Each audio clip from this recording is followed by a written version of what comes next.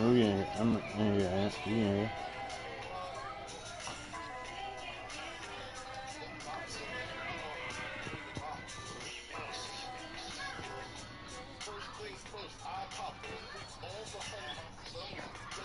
Playboy Bunnies, those getting money.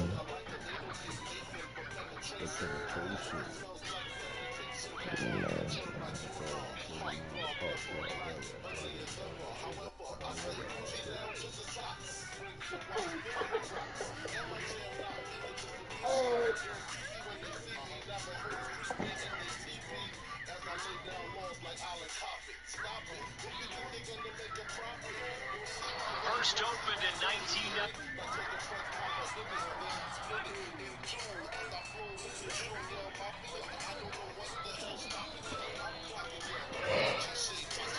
Everybody get a try to get the bull, huh?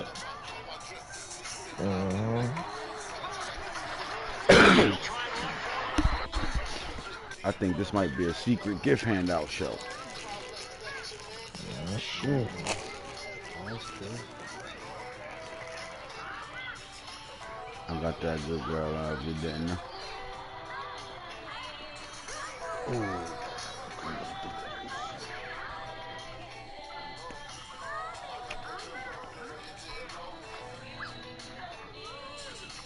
Nobody.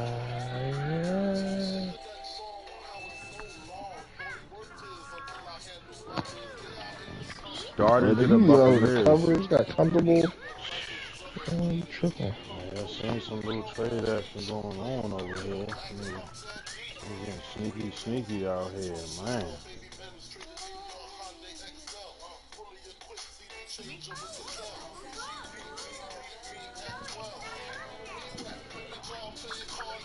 While I'm swimming in here, women like the breaststroke, right stroke, left stroke. What's the best stroke? Left stroke, dick all down the throat. Nothing else to do but send a home to you. I'm through. Bucks trade 2030, round 2, draft pick to the Giants. Giants trade wide receiver Jalen Darden to the Bucks. Bullshit trade. So that trade's not officially a trade. This was a rules broken pick that the Giants got from the Tampa Bay Buccaneers. However, those New York Giants are starting to move again. Here we go. Jaguars trade their 2031 fourth round pick. Jaguars trade their 2030 fourth round pick. Both those picks go to New York. And in return, New York sends Giants trade Tyrone Pierce, the middle linebacker, and Sharif Webster, the cornerback, goes to the Jaguars in a trade for draft picks, future and this year fourth. All right. The Giants have just been in every type of situation possible. I see the Saints trade cornerback Travis Gilmore. We're looking at Gilmore's little brother back in New York. If you think about a couple seasons ago, I think particularly season 2 or 3, the Patriots sent Stephon Gilmore to the Giants, and the Giants, you know, had a nice little run with him. They go back and get the younger brother and bring him into the mix. What the hell did the Saints get in return?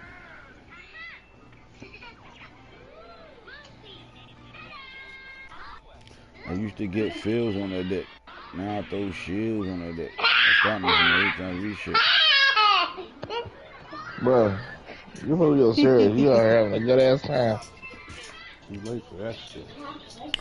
All right, so the Giants. This was a player trade. No draft picks were involved here. So Travis Gilmore goes to New York. In return, the Saints get offensive right guard Josh Dill and defensive tackle Dwayne Pierre-Paul goes to the Saints. So looks like the Giants are looking for that shutdown corner really to bring in a fold that they can look at and say he's the guy that'll shut your number one down. They had a bunch of good corners that played roles for this team. It looks like they're looking for a superstar, and Travis Gilmore is exactly that. He's been in New Orleans his entire career. I think, you know, in New York, the media and, you know, the area of New York, I think the publicity around him will be a little bit bigger. If he make plays and play well, or even a Pro Bowl player, his player likeliness will go up tremendously as a New York Giant. So he's going to a winning program. He's going to a team that has 1 year removed from a Super Bowl. He's going to a team that usually has a top 5 to 10 defense. So seems like this Giants team is still active, very much active. So we have some other trades that went along too, man. We got to talk about a lot of this stuff. Skibibbles hasn't been around, but you know things go down. So let's check out some things that went down. As you slide all the way down here, you got the Ravens involved with the Chargers. So let's talk about it. Chargers trade wide receiver Jordan Addison. So the Chargers trade their first round pick, Jordan Addison, man, baby Peter Ward, to the Baltimore Ravens in a head-up trade for defensive end Sean Price. You saw the Ravens have a really good draft. They got really deep on the D line, and they moved the guy that was the centerpiece of this line at one point. He got phased out. He turned into a role player. And he more played against teams that ran the ball more than he played as a pass rusher because of the speed that they had on the edge. Sean Price had to play a lot, you know, a lot of 3-4 looks, things like that. So he played, but he goes to the Chargers as 26 years old, and he goes to the Chargers to be able to play.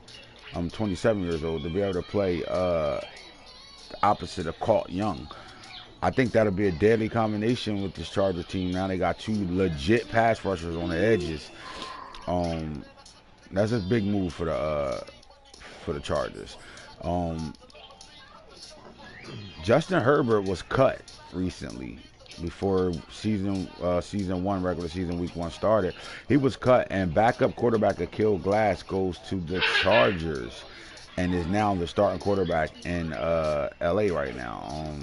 Where we talked about Akil Glass, you know, the HBCU quarterback being the replacement of Kyler Murray. Kyler Murray still held strong, and he goes over there and gets him a starting job in this league, but he does it in LA with the Chargers. And in return, the Chargers also got Sam Howell, a top 5 quarterback in the first real draft class. Just know that, top 5 quarterback. They also got a swap first round pick in that trade as well. So, yep. So the Cardinals is banking on the Chargers to tap out this year and give them some type of top 1 to 15 pick. In hopes of the Cardinals, you know, being a Super Bowl team or some type of high playoff team with a late pick. So that's a good move. I just think the Chargers are starting to rebuild now, and by getting Akil Glass, they had some young talent over there. Bryce Moss is still over there. He's still a dog. Jermaine Pierre is still over there. He's still a dog. They picked up the speed demon from Miami a couple of drafts ago. He's a dog. They got some speed over there. I think they're starting to rebuild. They lost some of their older pieces on defense as well, and the Darwin James is still there, but he's no longer the same Darwin James he was years ago. They drafted the safety from Notre Dame last draft as well, so they starting to get pieces where they can start to put this team back together, man. And you get the dog, you get them a pocket passing quarterback. That's all they're looking for. In their scheme, they need a quarterback that could fling that thing and put the ball where he needs to go. They got speed to stretch the field. They got a lot of weapons over there, but they got to get it together. The offensive line, the defensive secondary room, all that stuff got to come back together because this coach, although he's the same coach, he's been fired. They brought in other coordinators. They finally brought him back. Like he's the coach that got fired in the same season they brought him back. So they got work to do over there in LA right now, man. Starting their season off 0-2. It looks like they gambled the Cardinals. Cardinals is having fun right now. They're going to follow this their pick all the way through into the playoffs. But right now they're looking at it looking sweet, 0-2. That gives them a good chance, to better get in that top 10 in this year's draft. So all right, so that's the trades that's showing right now. We did have a whole bunch of draft day trades that happened. We talked about briefly. We talked about the all the skill position players on offense. So we're going to continue down our path on the draft recap, right? But we're going to not spend as much time as, we spent on each position like we did. We want to get to the defensive side of the ball. So I'm just going to go briefly through the offensive linemen. And I'm going to get a table to Snake and just let you see, you know, some of these top linemen and where they at and who got, you know, start impact guys that's going to start day one in the system that they in right now. So left tackles, Pierce Quick, Georgia Tech, 6'7", 360-pound superstar. He's a day one starter, right, Snake? Yep, absolutely. Late pick. Yep. He started, he did 2 sacks in the season, but team addressing their needs. Round 5, pick 15. All right, and Paris Johnson, man, he's a great left tackle. He can play either or, right or left tackle. He can also play some guard for you if you needed him to be. He played all over the offensive line in Ohio State. But the one thing this kid can do is he can block in the run game.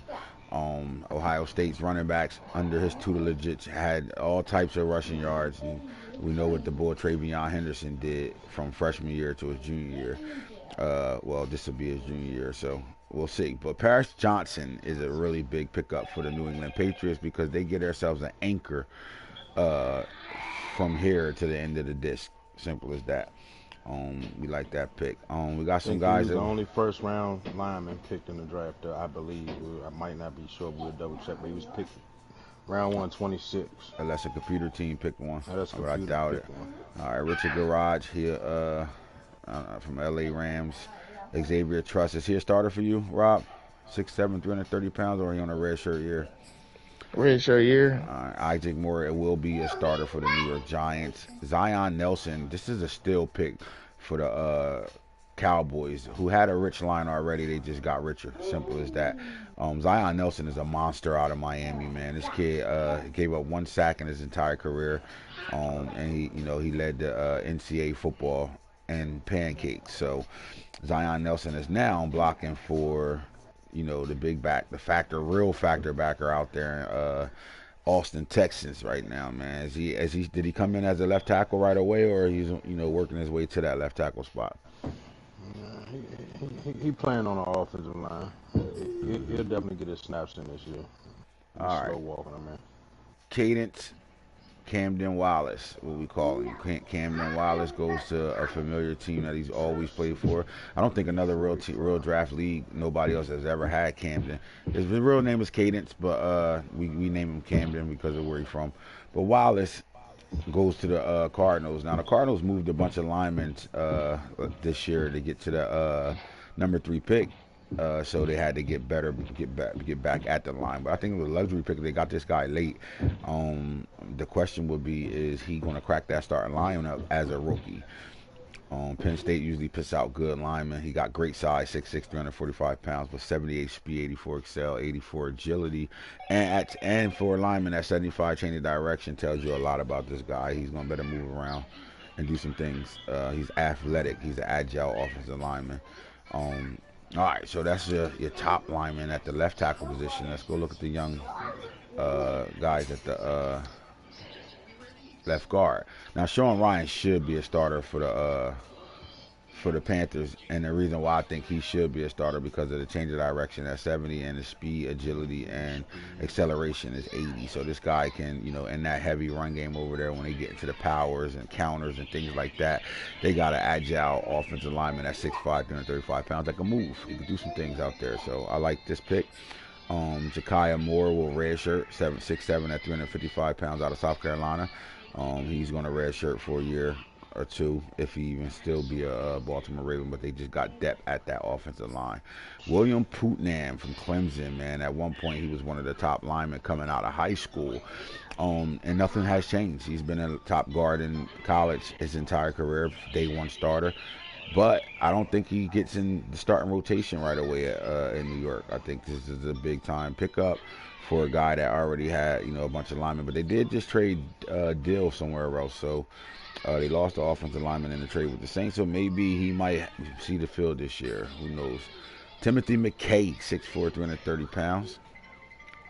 85 overall. You're looking at another guy that's good speed at the guard position, and really strong right now. The Bills have been building their offensive line every year through the draft.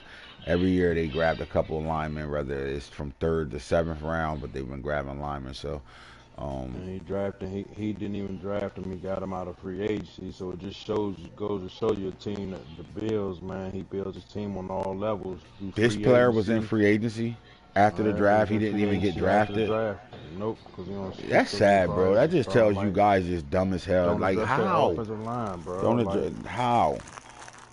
How many years we talk about the fact that why is these linemen not getting drafted, like, or going when they, you know what I mean? Like, I don't get it.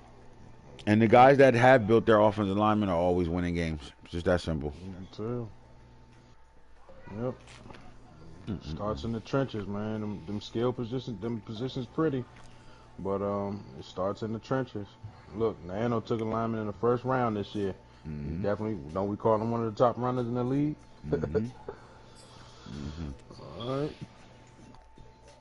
All right, he knocked Vimali. He knocked Vimali. Ohio State, another one of them big type of linemen. I think there's no way he doesn't crack the starting lineup for the Raiders. 86 overall, 82 speed, 84 excel. Another guy with huge agility, man. 85 agility and 75 change of direction. This guy will, and this is a lineman, a running football player, a running football team. This is the type of lineman. This is your dream lineman right here. He's going to turn that corner and tear up niggas at second and third level. Period. We have seen the Raiders address that offensive line, definitely. Warren Erickson. Another agile guy, day one starter. Devontae Dobbs transferred from Michigan to Memphis. Was one of the best linemen coming out of high school in his draft class as well. I mean his recruiting class. Went to Michigan State, really didn't. He started as a true freshman at Michigan State, but something happened there that we got to dig into to figure out what changed his mind from being in Michigan. He wanted to play closer to home, is what the word we was getting. So he went to Memphis, and Memphis had some talent in this draft, in these last couple of drafts. So Memphis teams has been playing really good football. All right, the motherfucking man eater, man. This is Mr. Pancake himself, Cordell Thomas. Now you're getting a freak at 6'7", 370 pounds. All right, 88 overall with the green hours pointing up, so we're looking at possibly 86, exactly, 86 overall. All right, so 370, 6'7", with 80 speed, 84 excel, and 75 change. All right, so this guy ran the 400 and the 100 in high school at 360 pounds. Go do your homework. Go type his name in on YouTube and go watch his high school highlights and see why he's this big and that good. When you think of an agile offensive line, and that's exactly what the Baltimore Ravens built for. They built their line to be agile offensive linemen and better get to them second and third levels because of their dual threat quarterbacks and how they, run the football out there as well. This kid is exactly that, man. Big body, big boy, and he's a monster. And he's not a starter at this point right now, but he's going to crack that starting lineup really soon. He's playing in a lot of shotgun formations. They kicked Patrick Falk out to the right tackle when they were in shotgun, and they moved him to the guard. So we should see some things. 6'7", 370. Wow. All right, so the Vikings got themselves another lineman, 89 overall. 78 speed, 84 excel, another 75 agile guy, and then Corey Gardner for the Chiefs. So the Chiefs got better on the line, bro. They attacked that offensive line. Snake, what they did was they got that new quarterback starting over there. The Mahomes show is over there. So what they're doing now is they're building the protection and weapons around this new quarterback. And I think they're going to go in a different direction on how they used to play with the Mahomes, with Mahomes at quarterback and let him fling the ball all crazy all over the place. I think they're going to go to a more traditional post-style offense now. They also drafted Zach Evans, so with the young quarterback Robinson last year. So I believe they brought in they had brought in a left tackle as well this year, a rookie left tackle. So they definitely brought in two linemen, and I believe they drafted the offensive lineman last year. They drafted Pierce Quick on the left tackle as well. Right. So last two seasons, this team definitely addressed his offensive line. Yeah, so, all right, man, they're getting better. Let's look at the centers that came out of this draft right now. Laden Robinson, 81 overall. He another agile guy. He won't get to start, though. Branson Bragg, another one of those young gunners that's, they're waiting their time. It's a little bit harder to get on the field as a center than it is, most line positions. But Zeke Correll, 6'5", 315. He could possibly take over by the end of this year. Clay Webb for the Colts, 86 overall. 82 speed, 82 excel, 85 agility, 70 change of direction. Guy is an athlete. Harry Miller was the #1 offensive line center in the draft. He goes to the Bears. The Bears really have a really good offensive line as well. So a lot of this is the rich getting richer, getting themselves depth on that offensive line because guys won't pick them that need them. Rick Strongberg, another one of those 6'5", 330 pounds from out of Arkansas, another superstar. The Packers picked up. So that's the center position. You look at the right guard. Same situation when you talk about who's picking up who. You're going to see a trend. Nick Samak, again, the Jaguars get deeper on the offensive line. Darian DeColt, I think this was a big pickup for the Chargers. Definitely need this guy. Duke Clemens ain't going to see time, but again, the Jaguars go line again. This is luxury picks. They just picking up big beasts, big hogs to be able to plug and play just in case somebody get hurt or, they got capital to be able to move around and do some things. Zach Zinter, another one of those guys that went to the Bears. Again, the Bears has a steady offensive line, so I doubt he's going to play. Emil Earp Jr. should see the field early and often over here in New York for real for the Jets. And then Keandre Jones, 6'5", 351 pounds out of Auburn, another one of those guys that are redshirt this year in the Baltimore Ravens offense. And, all he'll do is develop at an 86 overall. He should be close to a 90 overall before it's all said and done. Round 5, pick 29. So while a lot of you guys out here are still chasing wide receivers and cornerbacks in these late rounds and you're getting bottom tier at that position, yeah, you're getting good value. You got the good users getting top offensive linemen in these 3rd, 4th, and 5th rounds. This was a 5th round pick, 29, right? Say it no more. Yep. And it's down there the 6th round, right? All right, so Wanya Morris, dog, 87 overall, 6'6", 332. He's guaranteed day 1 starter.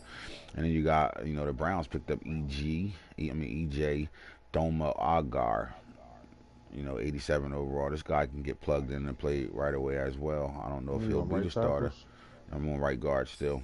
Right guards, okay. And then you get a family name, man, Luke Matthews. The Matthews family are big on the offensive line in our league. And the Packers pick up another one of those dog offensive linemen. I think a couple years ago they got the big boy from Florida State. I think it was 40 Love from Florida State. And now they're starting to add more pieces to go along with him. I think they got younger on the offensive line and better, 88 overall. So that's the right guard position. At the right tackle spot, let's see who's manning what, when, where, and how. We're looking at the young guys, Trey Wigdag. 6'7", 320 pounds. This kid can start immediately, 90 overall. Is this the highest rated offensive lineman in the draft? Jesus. I believe so. The Raiders want to line up and just put big hogs in front of you and just run it down your throat, no homo.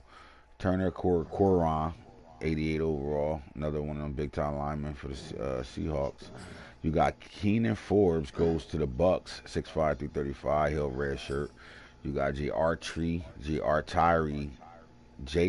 you say that name? Atari Carter? Atari. He could probably start right now for the Dolphins. I don't know if they need him to start right now, but I like the 84 overall. With the green arrows up, you're looking at a true 83 with an 81 power. Pass protector 78. I think I will work him a little bit before I start him. Still got some building to do. You got Warren McClendon goes to the Seahawks. So you see the Seahawks getting deep on that offensive line right now. They moving forward with their young quarterback that they got out of free agency. They're protecting him for sure right now. And with Journey Brown in their backfield, who knows? Nick Brokier, Ole Miss, another athlete, 81 speed, 84 acceleration. And then the last guy, Ryan Hayes, goes at 6'7", 310, superstar from Michigan, 81 speed, 83 excel, 83 agility, and 70 changes direct with the 99 green arrows up on a blocking and damn near 90 overall awareness with the green arrows up right now too. So they get bigger and better on the line as well. That's your line. That's what happens when the guys don't pick linemen when they need to pick them. The rich get richer. Defensive ends, man, we had a host of them. Now, the early guy that went before anybody else did on the defensive line, at pick number 7, Adissa Isaac. Now, some said this was a reach pick. I thought this was a great pick for the Philadelphia Eagles. They needed a premier pass rusher. They haven't had one since Cox left the building. Um, they went big at the D tackle position last year with Big Jordan Davis. And now they're trying to anchor the outside right now. They're trying to circle the market. They're trying to corner the field right now. They get themselves a legit, the fastest speed rusher in the draft at 6'5", 255 pounds. They ain't never had a talent like this out here in Philly. Nah, not in Philly. So, great homegrown talent pick, man. When you got the inside scoop on the inside scouts right down the street, man, this is what you do. It's a All right. pick. Fabian Lovett, 6'5", 320-pound D tackle, who is in the system of the Lions in Detroit playing defensive end. And this is what you're supposed to do. I love this. I love what they did here. They moved him to from D tackle to D end. His overall went up the moment he went to a defensive end. Now you're dealing with 320 pounds on the edge from Florida State with 86 speed, 86 excel. So he's a straight speed rusher. He can go back and forth from D tackle to D end. He's going to be a monster. He's going to be a problem. And I think he's gonna, because I would do this. I got Brian Breeze and I'm gonna do exactly the same thing. It's just instead of moving him there, I'm gonna play him there. But what happens is you build these guys on the outside as pass rushers. It increases their talent in the middle at D tackles when they start to go back in and start playing with the big boys inside.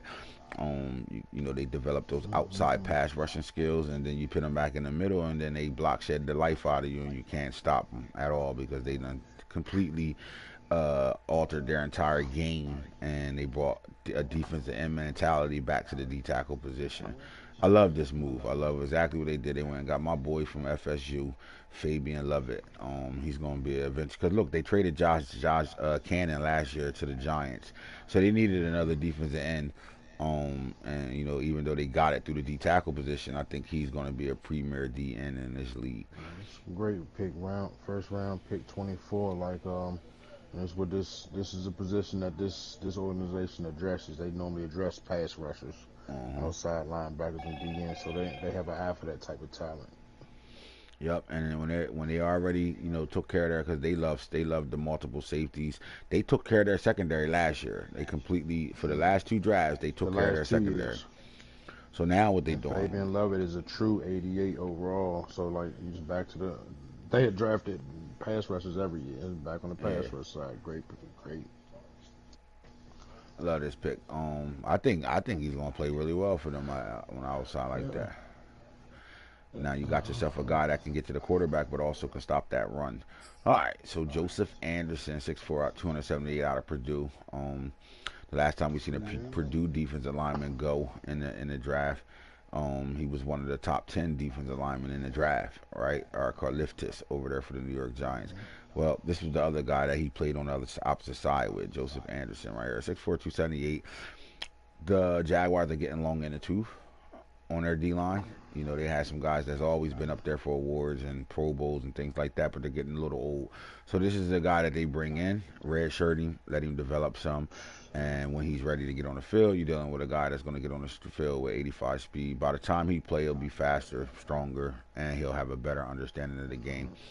It looks like some things were missed on him too, because the block shed is down there at a 65 when you see everything else is in the high 70s. So that's going to help his overall. You see it at a 79 right now. Once I fix that, that'll change that over there right now. You got Keon White, Georgia Tech, 6'4", 280. He got D tackle size, D tackle strength. Not really. I wouldn't say the D tackle strength that we would want for our league.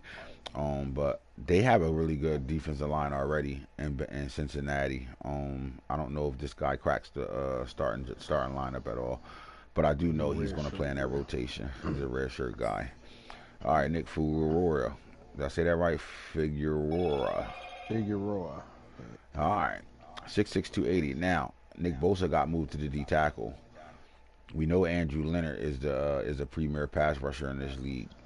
They go get their substance USC guy, 85 speed, right out of California, so it's right in their backyard. Homegrown product. 92 strength, you know what I'm saying? So they got a guy, I think I don't know if they can plug and play this guy, but groom. Exactly.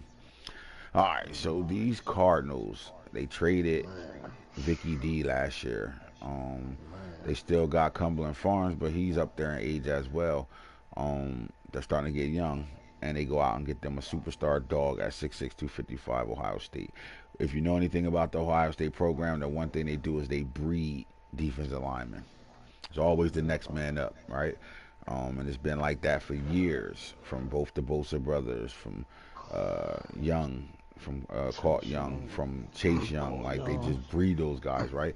Jack Harrison is the next man up. You got Drew Sanders coming out next draft. So you got guys coming from that Ohio State program, man. They get to the quarterback, and not only do they do it, they put themselves in a situation where they become a big name and marketable. So Zach Harrison, you lose a guy, you replace it with this type of talent. 88 speed, 92 excel. You know what I mean? Speed. He's a speedster. All right, 90 block share right now, 86 finesse move, 86 power move, play rec 75, awareness 78. The kid is going to be a superstar in this league. Oh, and he's at the right spot to be groomed to be a superstar in this league. So, one of the top defensive ends in that draft. With that green arrows up, man.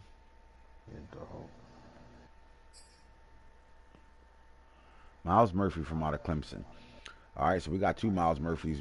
Only one was in this draft class. The other one coming out next. The other one played for North Carolina. But Miles Murphy, coming out of high school, was one of the top 10 defensive linemen in high school. When he goes to Clemson at 6'5", 276. Clemson was really deep on their defensive line. They literally went too deep at every position. So Miles Murphy was part of that rotation, part of that D line. The Kansas City Chiefs got him. Now, we know they got a pass rusher that's been 20 sacks a season for the last couple of years. I think Miles Murphy can help that out on the other side where he gets some burn. Now, do he crack the starting role? I don't know, but let's see if he's still hitting. Yep, so he was picked early. He had to go in the first, second, or third round. Yeah, he was round, I think he hit that starting role, pick 15, round 1. Number 1 pick, oh my God. First round. All right, Jackson State. Since Deion Sanders became the head coach there, he's changed the culture in HBCU football to the point where it's recognizable now, to the point where we're at Madden, our virtual football reality, real life reality NFL, we are a step ahead of what's going to happen in real life, because now that he's there and the publicity he puts over the HBCU teams of whole, not just Jackson State, you're going to start to see these guys getting drafted and going to the draft, right? So Antoine Owens was an All-American in the SWAC. He transferred in from Georgia Tech, and he played Jackson State, where they had, the best defense in the whole HBCU. And if you count that as complete college, they had one of the top defenses in all of college football. And it was anchored by one of these guys, like an Antoine Owens. So at 6'5", 290, now this kid, 88 speed, 88 acceleration, strength out this world. He can play D tackle or defensive end. In the Baltimore Ravens program, where they're always somewhere between 1 and 5 as a team that gets to the quarterback sack wise, right? Antoine will play a little, but he's in a red shirt situation. He's going to get groomed. Behind Peppers and behind Boulware. He's going to get groomed by those guys before he can really see the field, man. And what pick was this? Round 4, pick 7, man. He could be starting for some teams out here. Sheesh. But that's what happened. They still picking motherfucking receivers, running backs, quarterbacks, cornerbacks, safeties, and shit like that. And I'm getting starters that's on my bench right now. And then you be like, man, how you always got the first overall pick? Like that. How you always got the first pick or the second pick? He always got, how the fuck? Well, when you keep letting players like this go, people need them later on. And then, again, Clemson's double-packed pass rush room, KJ Henry, another one of them guys. And look at the speed on this kid. When you think about the Buffalo Bills out there in that cold weather, you want to think smash mouth football? Yeah, right. These guys want speed everywhere, and they want to play exotic smash mouth football. They want to bring the hammer to you, but they want to motherfucking hit the hammer, hit the nail fast, and not with just. They don't want to hit it with power. They want to just hit. They want to tap that motherfucker with speed until it go in. You know what I'm saying? He got drafted at, bro. Where? Round 7. This is a round 7 pick. Pick 31. Pick 31. Round 7. KJ Henry, 6'5", 260, 88 speed, 92 acceleration, 88 agility, 88 change of direction, 89 strength. right. Look at this. High 80s, everything else. Block share 86, low 80s, 83 finesse move, 85 power move. This guy's a monster. And if it was weaknesses over there in Buffalo as they've been developing their team, it's been the pass rush and the linebacker level. They addressed that this entire draft. They addressed that this entire draft. KJ Henry in the 7th round, pick 31, the last pick before Mr. Irrelevant, and it's a superstar. And tell me the rich get richer guys coming and know what they doing. All right, B. Ojulari. The last Ojulari we saw play for the Giants, he is still currently leading the entire NFL with the most sacks in one single season. He's tied with the kid out there in Arizona. He's been traded since that season. He came back the next year, played full season for the Giants, and then he goes to the Falcons. I don't know what he's doing over there at the Falcons, but his name kind of started to disappear. But while his name was, hot at one point, his brother just became a college player, right? And then as he got traded and started to cool off, his brother was going dummies out there in LSU, and now he's in the league. And he went to a team that got a great pass rusher in Aiden Hutchinson last year. So now they come back on the flip side of it and get B. Ojulari. Rich get richer, man. Man, so, 87 speed, 90 excel. Round 2, pick 22.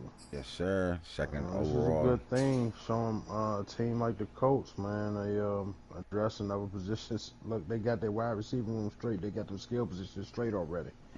So another year, he addressing the interior and the trenches early. I mean, guys know what they're doing. When you know what they're doing, they're going to do it. And what happens is, when you know what you're doing and you stick to your process and you do it the right way, eventually you find yourself playing in big-time football late in the season where everybody else is going home and already getting ready to figure out what they want to do draft-wise. He was still playing football. So, and that only happens because of what he's doing as far as how he GMing and building his roster. Eventually that shit turn around into wins. Jordan Burch, at one point, he was the #1 recruit in that class, and he got to South Carolina, got on the field. He played solid, he played to a superstar level, still at South Carolina, but the team didn't have success. And I think that kind of killed him. They was calling him the next Davion Clowney. And, that kind of dies fast, but the kid is an athlete, and I think he's in a great situation because Miami has a premier pass rusher already in Nick Nasty on one side. Jalen Phillips starting to got up there in age. They needed to get a guy over here bad in the worst way, and now they got, 2 premier pass rushers, in my opinion. Get this guy some time, and he's going to be a problem. But he's going to have to work through the speed of the NFL first. Love it. When he unlock, he's going to unlock I think he unlocks to an X Factor. I'm not sure. Let me see.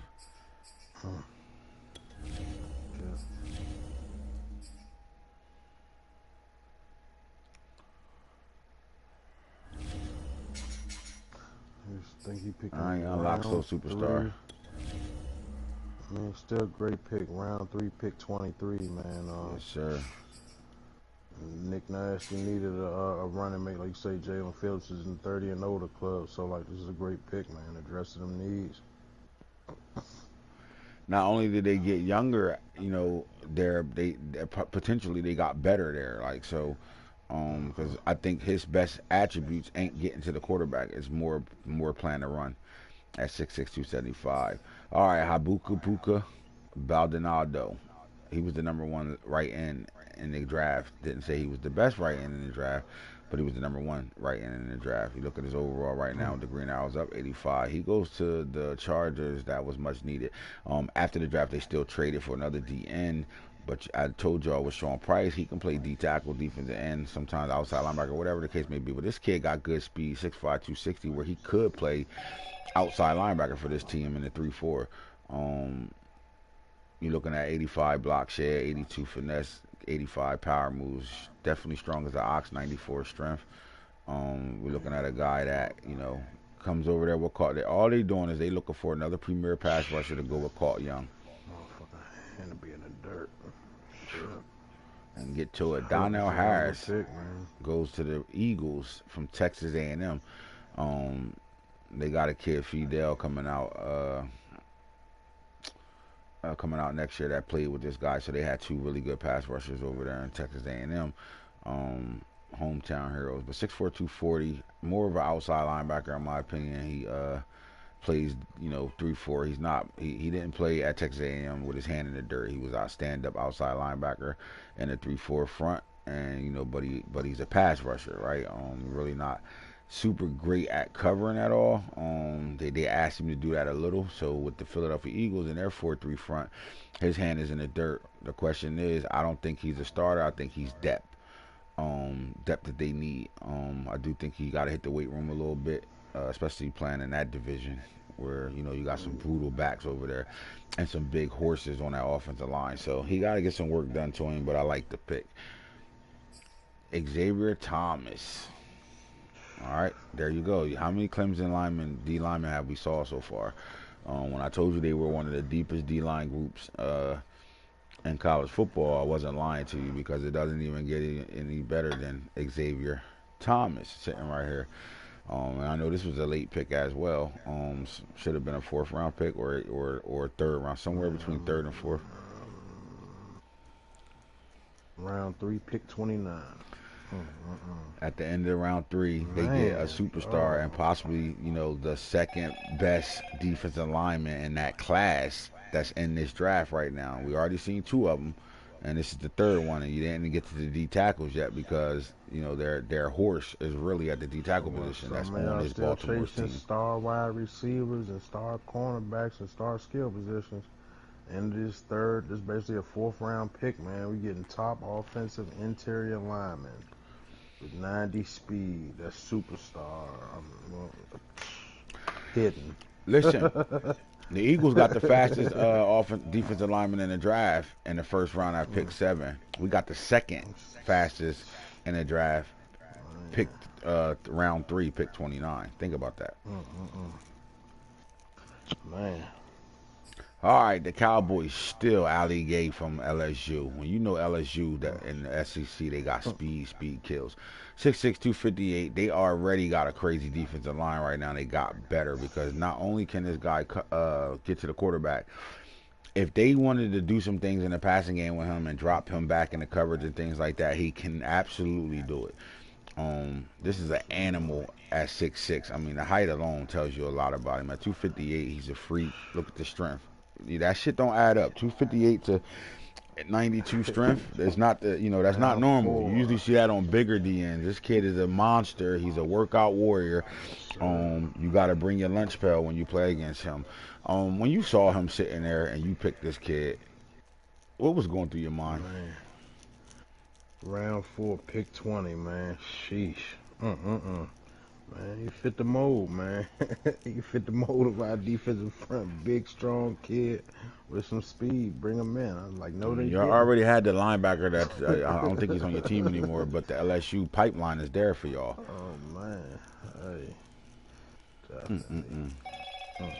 All right, so Isaiah Foskey goes to the Colts. We told y'all they got a Notre Dame pipeline in Indianapolis, right? And this is what they did. They went to got their guy, 20-year-old too, as 83 overall. And we're looking at a guy with 87 speed, 88 excel. Superstar already, you know what I mean? 85, another situation where you look at the finesse moves, that got to be in the 85. So he'll be 70, 85, 85, 85. That's going to jump him up to about an 86. And that gives him one of the top defensive ends in this draft as well. Round 5, pick 22. Man. Winner, chicken dinner. Boy, Zion Tupelo Fatui, 83 overall. Take a look at him, 85, 85. The Bengals got deeper on that D line. You know what I'm talking about? They're just getting deeper. Let's go look at the big men in the middle right now and see what the hell's going on out here. All right, let's see who got richer. Richard got richer. Who got Jalen Carter from Georgia, 6'4", 320 pounds. Georgia had 3 D tackles in the last 2 draft classes that were monsters. Remember, the national champion Georgia team. First round picks, period. In the real NFL. This real flat out first round talent. All of them would go in the first round. Yes, sir. Yes, sir. The one thing Georgia does really good is they draft that interior. They get the linebackers, the D line, and the O linemen. They get those guys, and that's not even talking about what they do with the DBs and shit. But man, that interior front, bro. Just think about it. Jordan Davis. You had the other kid that the Chiefs got right now from Georgia that ran a 4.47 at D tackle, along with Jordan Davis, and then Jalen Carter's right behind him. And then guess what? They still got another 2 or 3 right behind this guy. So 6'4", 320 pounds. He goes to the Rams. I don't know what round he went into it, but you're getting an 87 overall to Green Owls up. Let's take a look at him and see what he is. 86, 85. Big time player. Round 2, pick 1. Round 2, pick 1 overall. So he went in the first pick in the second round. He can really go anywhere on that defensive front. He can go to the right end, to be honest. Yeah. He could play defensive end for this team if he wanted to too as well. He got good blocks at 88 right now. The number 1 defensive lineman in the draft, period, stops right here in Brian Brissy. All right, 90 overall. Man, Green Owls up, so we looking at what, a true 89, yep, 89 across the board. This is a true 90 overall player right here. Jaguars pick him up. Ravens trade multiple players in the trade to go get him. And trade, right? Yeah, this is the Lamar Jackson trade. Lamar Jackson, Aaron Wesley, and Jesse Luketa goes from Baltimore to the Jaguars for Brian Breezy and backup quarterback Jaden Daniels. For those out who catching up, Marmar got traded. You know what I mean? So, sheesh. This is still a part of that Marmar trade. Like, I mean, man, D-line. Top D tackle in the draft. Man, you're getting a guy that, will be Groonish. You see, you got Mincy over there, and you got Saragusa. The black Saragusa is over there, right? And 26 and 27-year-olds over there. And then what happens is they go and get Brian Breeze to groom him, and they realize, we know we're gonna play him at DN for the first half of the year. And when he unlocks, he's going back down to D tackle. And right now, he's already recovered 2 fumbles, got a sack on the season. He actually caused the fumble in the Bengals game, and he was all over the place, and he played spot duty. So when this guy get on the field, he's going to be a game changer at the end of the day. But when you have the luxury, because you address your D line and you do like depth at your D line, you got the luxury to be able to sit, not rush him on the field. And where most guys, this should have really been somebody's starter. I can't be mad because the Jaguars took him at 9, so it's not like he didn't go where he belonged. It was only a few 90 overall guys in this draft. We had a quarterback, we had 2 tight ends, and then we had him. So if you're thinking about top 10, two of the 3 of the all of them went in the top 10. So you had the quarterback C.J. Stroud, who was a 90 overall, top number 4 pick in the draft. You had the tight end Darnell Washington, who went number 1 in the draft. And then you had Michael Mayer from Notre Dame, who was the absolute number 1 tight end. He was a 91 overall, the highest overall player in the draft, goes pick 5 to the Colts. And then pick 9, Brian Breeze as a 90 overall, 89 overall guy with the 90 with the Green Owls up, goes to the Jaguars and then traded to the Baltimore Ravens. Next guy, P.J. Mustafa. It's really Mustafa. They would not let me put that there. Or no, it's actually Mustafa. I'm sorry, that wasn't the right name for him. Penn State, 6'5", 336. Penn State. You're getting a big dog from Penn State. I like the size. He goes with Will Ganty over there. I don't know when he picked him, but I'm not mad at this pick at all because this is a dog. I mean, we're looking at a guy that got 91 power moves that don't have a green arrow on that 91 power move, so he's legit. Man, it's one thing that we know this Falcons team does. They do tend to draft decent, pretty good. They have some dogs over there. That he does a really good job drafting.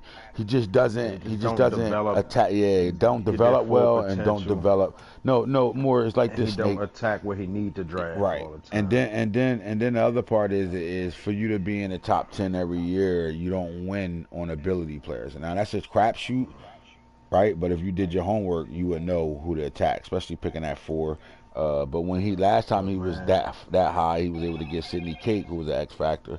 With his first 2 picks, he picked X Factors. This pick right here, drafted round 5, pick 4. Oh my God. He got him in round 5. He won. Oh my God. I killed him for the running back pick and just some of the stuff. And so I mean, he absolutely won here. So like, why I say y'all let him slip down here this round 5, pick 4. So why people out here still picking cornerbacks and wide But receivers? look, It's with getting the 87 stars. Like, 87 green hour up, if he had oh my 86, this is gosh, probably the second to third best D tackle in the draft in the oh 5th my round. gosh, the 5th round, bro. Like, oh my gosh, he's an actual 86 overall, and on this tree, his lowest architect is an 84 speed rusher, 86 power rusher, 84 run stopper. This is a great pick by the Falcons, man. Like, we don't know, we don't only try to give, we kill people a lot of times, but we give credit when credit's due, man. This is a great pick by the Falcons, man. A lot of times, like I say, we just like to see him take the next step sometime and finish developing. I mean, he attacked the interior. He addressed his interior, his trenches in this pick. This is a great pick, man. I'm not mad at it at all. Nah, you can't be, especially in the 5th round. You get a steal like this. This is just as good as the Buffalo Bills pick with KJ Henry. It's that type of pick. All right, Keandre Coburn, 6'3", 346 pounds, 80 speed, 82 excel guy with 85 agility. Another big time dog. Don't know where around he picked him. True 85 overall, oh free agent pickup.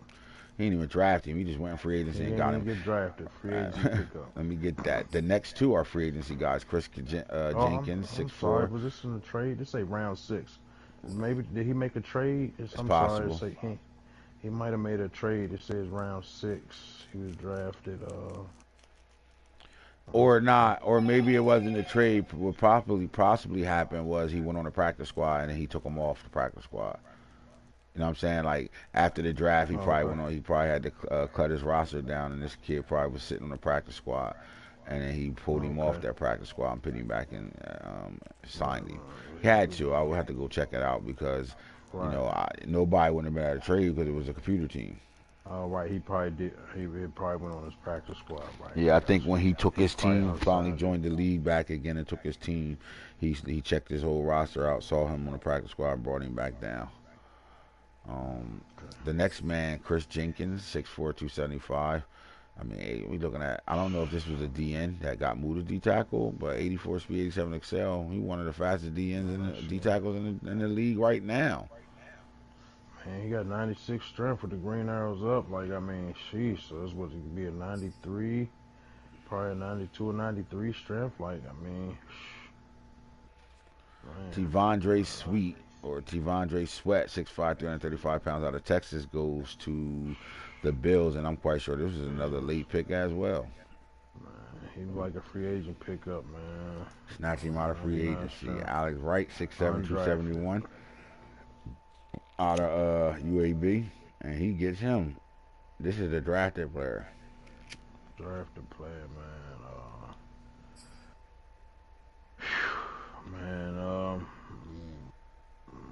Round 4, pick 31, man. I need you to shoot over to the Bengals roster and the computer. Jared Harrison Hunte from Miami. They got themselves an X factor. He was a sneaky steal. I was waiting for him. I thought we would see him go off the board in the 1st or 2nd round. I know he either he went in the 2nd round or he went in the 3rd round. But I thought he was a for sure 1st round talent. Round 3, pick 11, man. He goes in the 3rd round at pick 11. Jared Harrison Hunte, a superstar X factor at 6'5", 295.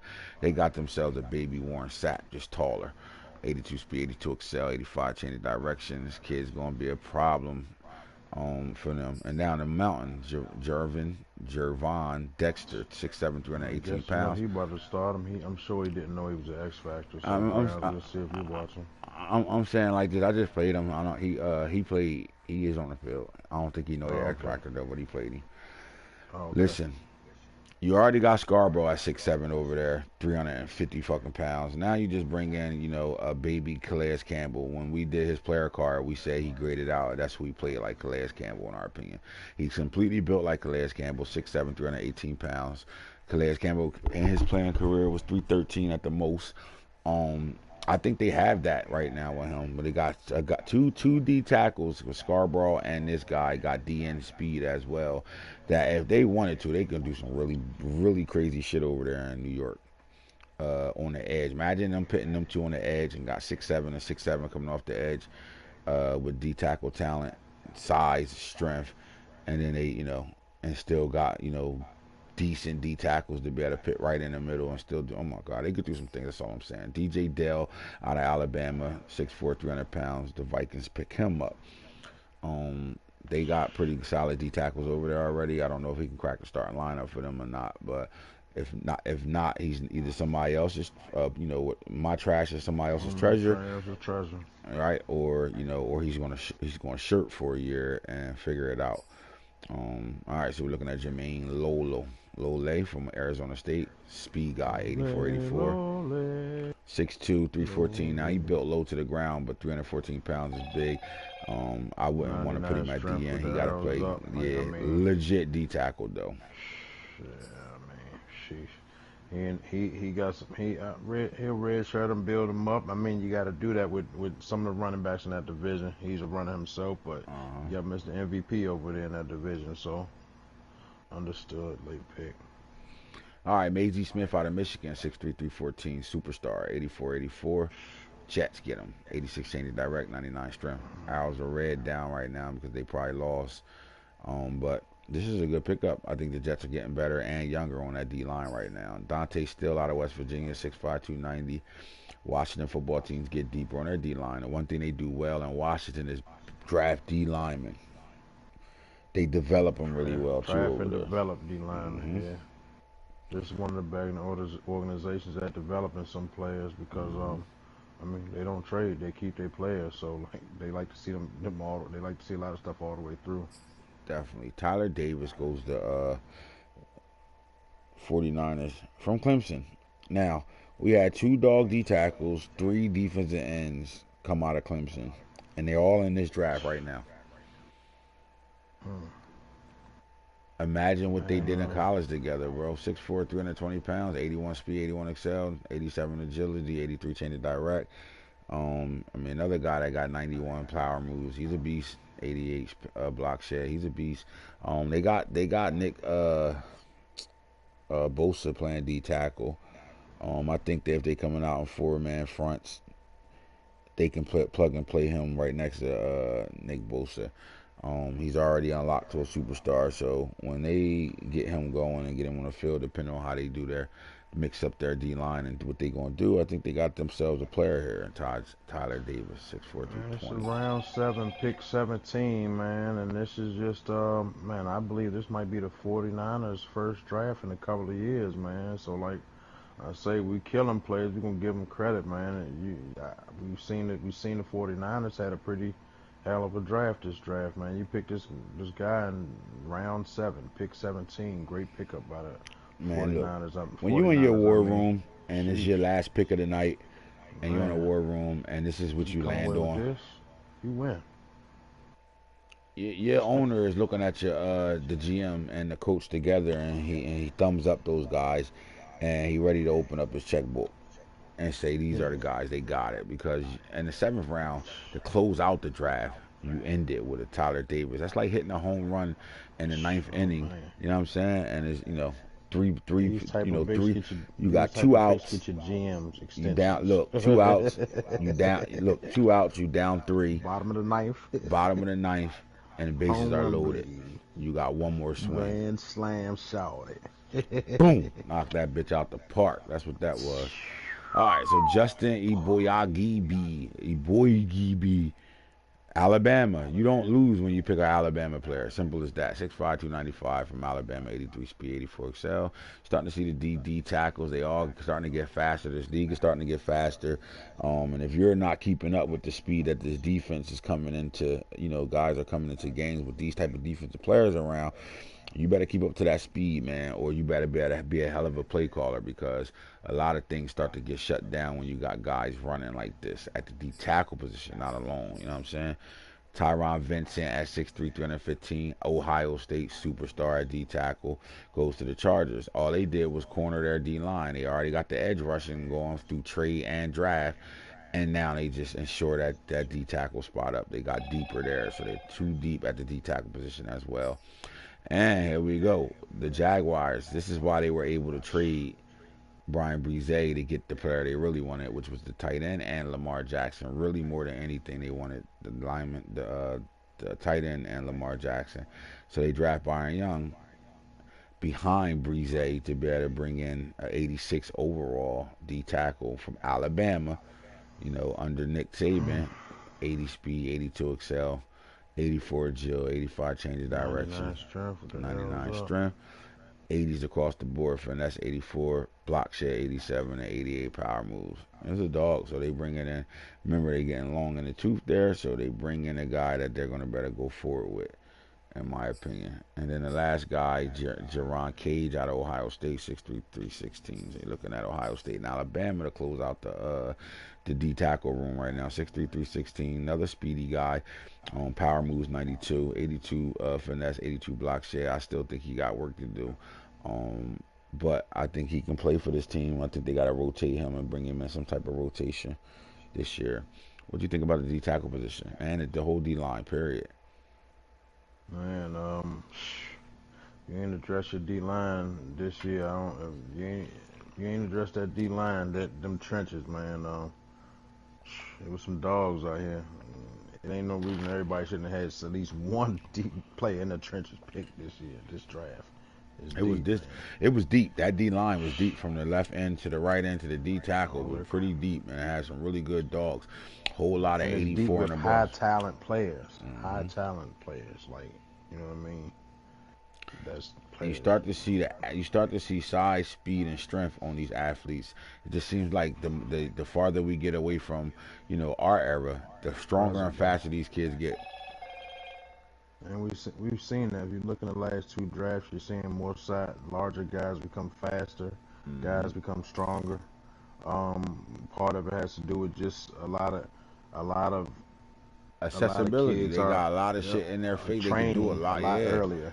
It's AAU leagues, even in basketball, AAU leagues and stuff used to be 10, 15 game long seasons. Now they twice as long.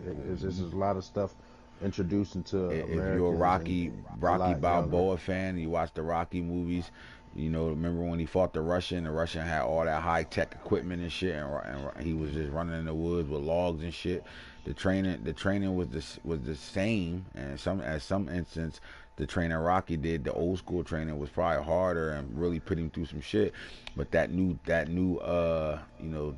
equipment and the shit that they can get to made the Russian a fucking monster. He looked like the player that was going to win that bout just off a look alone, right? And I think that's what these kids are. They got access to everything now. They get to play more, you know what I'm saying? They get to see it. You get to, back in the day they had to find talent. They had to really go look for it. Like now they can sit on their computer and just type YouTube in and they can find their next pass rusher. You know what I'm saying? Like, and then those next pass rushers, they got so many new equipments and new ways to train and get to it that, that's why you start to see bigger, faster, stronger players now. And that's what you're seeing on that D line, a bunch of athletes running around. When you got a bunch of agile offensive linemen in the league, you got to counter that with a bunch of agile and athletic D linemen in the league. All right, let's get to the linebacker level, because this was another group that went in the first round a lot. Didn't you say about 10 linebackers went in the first round? Man, I believe it was about 10 linebackers, and we're gonna try to double keep count right quick. I can tell while we're here, but it was at least 10 linebackers that went in the first round. All right, so let's start with the left outside linebacker and see how many these left outside linebackers went in the first round. I know Terada Mitchell didn't go in the first round, but I know Terada Mitchell was a great pick for the Ohio State. Round 6 from Ohio State. 31. 88 speed, 91 excel. We look at the hit power, 92. His tackling is 80 with the green arrow up. Solid player. We know he can do a little bit of both. He can cover and he can play the pass rusher. He can play on the outside. So they got themselves a guy that can drop back and do both, rush the quarterback and drop back and play within that passing game. Next up is Marcel Brooks. I love this pick for the Philadelphia Eagles. This is still 6'2", 215. This is the type of linebacker they need out there in Philadelphia. 92 speed, 92 excel. And this kid is a cover machine. TCU. Started off at LSU, transferred to TCU. He could do a little bit of both. At times they had him playing strong safety, so you got a cover guy I think he's more of a cover guy than a guy to get to the quarterback. However, because you can look at the 75 block shed, 88 hit power, 77 tackle. You go look at his passing stuff, you know he can cover out. Just show it real fast. He's 215. He's a lot smaller than your average linebacker. He's only 6'2", 215. So he has more coverage. 75 zone and 75 man. So again, he's right there at the cusp. He's to be able to cover right now. I like this kid with the number 9 on too. All right, Amari Barney, right? 82 overall, 90 speed, 89 excel, 90 hit power. Another one of those guys, 6'2", 239. He'll be in training. Pick 32. Round 4. Stash and go. Stash and go, exactly. Deshaun White, Oklahoma, 6'1", 225, 88 speed, 92 excel. Man, I don't know if he cracks the starting lineup for round 6, pick 8. Yeah, not as a round 6 guy. He might even start over there for Las Vegas. What'd you say, Snake? Say round that later pick. It's no rush on him, but I'm sure he'll get some snaps over there. Right. You know. G-Mon E. Ford, 6'1", 220 out of Oregon, 89 speed, 89 excel. 6'1", 220 on the outside right now. I thought the Browns, that's a position of need for them linebackers. They needed to get faster with the dual threat quarterbacks. You got Malik Willis in that division. You had Lamar Jackson in that division, and now you got Anthony Iverson in that division, right? And that's just the Bengals and the Ravens. When you look at the Pittsburgh Steelers, they got Wise Montana at the quarterback, and he's a dual threat quarterback. So the one thing the Browns needed to do is build that defensive front 7, and they needed to do it with speed to be able to catch these fast quarterbacks running around. So this is an effort for them. Round 6, pick 30. Great pick. All right, Jack Campbell, man, out of Iowa, one of those hard-nosed linebackers that can play middle or outside. He's a throwback linebacker. He's one of those throwback linebackers that played in the 50s and 60s with the 1 bar on their helmet, and you know he don't have no problem getting bloody and dirty. Throwback. I mean, he's a tackler first. He can do covering and all that, but Iowa, man, they blue blood guys. You know what I mean? That's one of those guys. What round? Round 7. Jake Venables. So when you grow up and your dad's a coach, usually it translates into you being a good football player if your dad's a good coach. And his is. He's been a defensive coordinator for Clemson for years. Now he has a starting job over there in Oregon. And the son came up right under him. High school and college, he played for him. And it wasn't a kid that, you know, got on the field right away. He's played spot duty a lot of special teams. But when it was his time to be the starting linebacker in Clemson, he did a hell of a job as that and being an All-American. So this wasn't a kid that just got the scholarship to Clemson because his dad was there coaching. He earned that shit. Bishop Gorman, we know this name, right? This name is a famous name. It seems like Nano's back-to-back drafts and Real Draft has been picking up names that guys, you know, put work in with. That's the one thing about Real Draft that you new guys are going to realize is that we've been playing with these guys since Madden 17. You know, these guys have been in our draft each year. It just becomes their draft class. Simple as that. And what happens is guys make some of these guys household names, and boom, made Bishop Gorman a household name. We call him Bishop Gorman because that's the high school he came from. And when we made him back then, he was still in high school. So now he's played at USC, he got filmed there, and then he transferred to Ohio State, and he's a monster there. So at 6'3", 250, at one point, this guy was one of the best linebackers coming out of high school. And they ain't going nowhere. 95 hit power, 90 speed, 90 excel. We're dealing with a guy that can do a little bit of both. He's another throwback. If I want to give you somebody he would play like, I would say he's poor man's Junior Seau, if that makes sense to you. That's how he kind of played, in my opinion. Round 2, pick 26. Yeah, this was a big time pickup. This was a steal. This was one of those picks where you would think he reached, but he actually got one of the better linebackers in the draft. All right, the Tennessee Titans gets the fastest linebacker in the draft. Well, one of the fastest linebackers in the draft, Owen Pappoe. Another one of those names that's, you know, famous in our league, in our Real Draft league, but he goes and get Owen Pappoe because he saw that 40 time, and that made him pick him. Now, how do you feel about a player like this? Because he was the second left outside linebacker on the board. Round what? Round 1. That's one of the first round picks. Round 1, pick 25.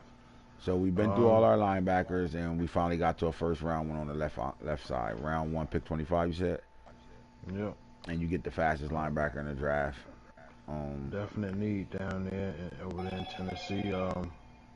You know, they got the likes of ETN, then you got Ritter and them running backs and the Colts, and you got the new U's with the Texans over there, right? So, man, you got speed kills, man, and this guy's a thumper too. Right, 93 hit power, he'll knock your fucking block off. Some didn't like the height. That's probably why he didn't go in the top 10, top 15 with that speed, because he was 6'1". But you gotta, you know, he's first round talent. Sometimes you can't judge a guy off of his height. You got to judge him off his heart and how he played on the field. And at Auburn, he was the man. Here go my guy, Zavell Smalls, man. Another one of those names, you know what I'm saying? This was a guy who's always been a standout in our league since his high school days. And now it's his shine, 89 speed, 94 excel. That's what you're dealing with. 95 hit power, 88 tackle. 2, pick 8. Oh, my God. Dog. It's not even for he slipped down to the second round, man. And he should have been a first round talent. He should have been a first round pick, man. And why you think he slipped? I mean, because you're looking at 4.5, 4.6, 40, and that made everybody stay away from him. People ain't paying attention. Yeah, not at all. 6'4", 89 speed is not slow. He got 94 acceleration with 92 change of direction, 6'4", 95 hit power. This is almost like a steal, I'd say. This is a great ass pick. Great pick. All right, HNIC. This is how you get in my league. All right, you're gonna have to send me a message on Instagram. My Instagram is Madden Franchise Junkies. All right, so send me a message on Instagram and I'll get right to you after the show. Madden Franchise Junkies is my Instagram.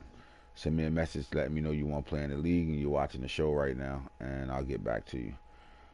All right, so we got James Houston. We all know what this guy is. If you follow Deion Sanders' Jackson State debut, you know he got this kid to transfer in from Florida as a linebacker. And if you watch the Barstool episode on this guy, you'll realize James Houston did not want to play defensive end at Jackson State. He was super mad. Deion, this is one of the realest interviews, situations I've seen a coach with a player. I think every coach need to take a step. If you didn't go watch this, it's no IG any other way.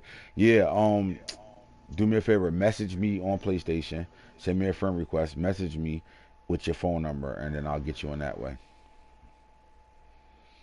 All right, so if you watch the episode I'm talking about, I think it was like episode 3. I'll get the title of the show I'm talking about. He came in the office, you know, he's been playing great all year for them at the end, right?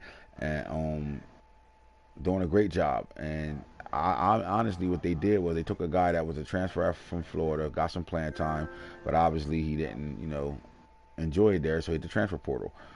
And he probably would have just been a guy that played football in college and then, you know, got some type of job. And instead, he's going to go to the NFL, right? And here's why. They moved him to defensive end, and they made him a monster at the defensive end. He didn't like it. He told Deion flat out, you know, I think y'all disrespecting me and my talent. And Deion told him like this, look, if we'd have played you at linebacker, you wasn't even the third best linebacker on our team. You wouldn't have got in. Now you're the best player on our defense at defensive end. He ended up respecting that. You got to watch the show. He ended up respecting that, and he bombed out. He went off the hook. James Houston was one of the best pass rushers in college football last year. And that's a real life story. So we make him a dog. He ran a 4.6 in the combine. He bench pressed 25 times. He's a monster right now. I don't think he'll play defensive end. I think he'll go to a 3-4 team and play outside linebacker, so I made him as an outside linebacker at 6'2", 235. The Seahawks got him at 89 speed, 93 excel. Now we're looking at 90 agility, 92 change of direction, 85 strength, 93 power, hit power, 85 block share. Tackling is almost a 90. He is a dog and should be a day one starter. Since he is. Seahawks drafted him second round, pick 29. And I believe he's a day one starter because the Seahawks did make an offseason trade, traded that outside Pro Bowl player Reed over there, Mr. Reed. Right. Over there, Didn't they trade him to you? Yeah. Oh, my God. Yep. Oh, we didn't even talk about that. Yeah, that was a mean trade. Oh, my God. And look, he replaced it, plug and replace right now, and you're doing it with a guy we know for a fact coming out on ability, so he's a superstar for sure. And I mean, the moment he unlocked, he's going to be a problem in this league. And listen, he's 2 upgrades away from being a 92 speed, 93 speed, 91 speed. Especially if I give out a gift, it's a wrap. 93 hit power. And exactly, bro. You got a guy that's going to get to that quarterback a lot. All right, the number 1 outside linebacker in the draft, period, was from, I don't know why they got him from Wisconsin. It's supposed to be from Alabama. Let's get that fixed real fast. Round 1, pick 11, Mr. Anderson. This is the second first round left out. So this is the second one that we counted. We just counted the first rounders. I think it's been 2 first and 2 seconds so far, but. He's supposed to be at Alabama. I don't know why the hell he got. Alabama, Wisconsin. This was their first round pick, right? Yeah, pick 11. This is the number 1 linebacker in the league, and that came out and actually one of the top players in the draft. Period. Yes, sir. 93 speed. He will be one of the top players in that next draft. Before he had an interception against me the first game I played him. He picked me off, so he's there. He's ready to go. This guy can rush the passer and drop back in coverage and do whatever. Or could play middle linebacker if he wanted to too. 6'4", big body, 235, 93 speed, 93 XL. Agility off the hook. Hit power is there. Block shed, everything you want is there. The next man, this was a steal pick right here. Henry Toto. Now he transferred from Tennessee to Alabama, and the moment he got to Alabama, he was the starting middle linebacker because Dylan Moses is already in Jacksonville, right? And this kid is exactly everything. First of all, he's a name in our league. Guys know who he is. He's been a name in our league since Madden 17. But Snake, you drafted a dog at this position, bro. I mean, do you feel like you stole him? Yeah, I ain't gonna. Round 1, pick 20, I believe. This is a top 10 player. This is a top 10 player in this draft. Look at that overall. You don't see no green arrows on that overall. You don't see nothing. That's true. That's a true 89 in this draft. So he was one of the top. He was one of the top players in this draft. This is a steal right here. And the rich get richer. You already know the Cowboys. They breed linebackers over there, and it started with the kid that's getting up there long in tooth right now. That was in the first draft class. What's your guy name again from Penn State? Parsons, Mekhi Parsons, Mr. Jack of all trades. They got his replacement right now. He playing D in this year. We brought in Reed from the Seahawks, like we just said. Right. Right. But when it's all said and done, can you see him doing exactly what Parsons did for you? See him doing a jack of trades, man. He can do some of everything. Going to do a little bit of everything. 5 hit power. He on the field now. Right now. Toto, 6'3", 228. That's the third one that we just counted in the first round, too. All right, so that's third first round pick. Yep. And that's 3 of them. That's three from the left outside linebacker spot. We got 3 of them that went in the first round. And none of them was top 10 though. The closest one was Will Anderson at 11. Yep. All right, now we're gonna go to this middle linebacker group, and I'm telling you now, in 2023 we're gonna have one of the best linebacker drafts ever. And this is possibly why our draft has so many of them going the first round, because it's one of the best linebacker groups you'll ever see. Now let's take a look at the middle linebacker position, because this linebacker position is loaded. Let's start at Dallas Gant. He was way down there on the list, but he's 82 overall from Ohio State. 88, 90, 88, 88, right? Got to get a little stronger. Got to get a little bit more strength over there to be playing in the NFL. But he got 80 tackle, 92 hit power, blocks at 82. He's ready to go because he's the cover guy more than he could do anything else. Man, round 5, pick 6, man. Now he went in round 5, and he was a late first rounder or second round talent in real life. All right, Momo Sanogo, Louisville, 6'2", 237, 88 speed, 90 XL. He goes to the Broncos, 92 hit power, 81 tackling, 80 block shed. Another one of those guys, to me, possibly early second to mid second round guy. When did he go? He went, looking at it right now, he went round 4, pick 28.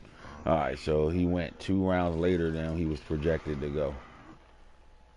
Simple as that. All right, the next guy is Muhammad Diabate, and I'm gonna tell you like this. I think the Lions played with him last year. This is why he picked him up. 88 speed, 91 excel.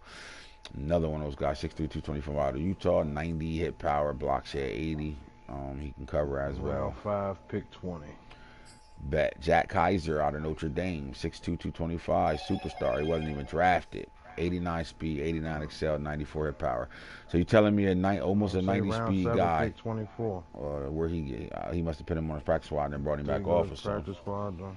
Yeah, he don't got no penalty on this. That's still a steal. Notre Dame getting in that late. You said pick 7, round 7.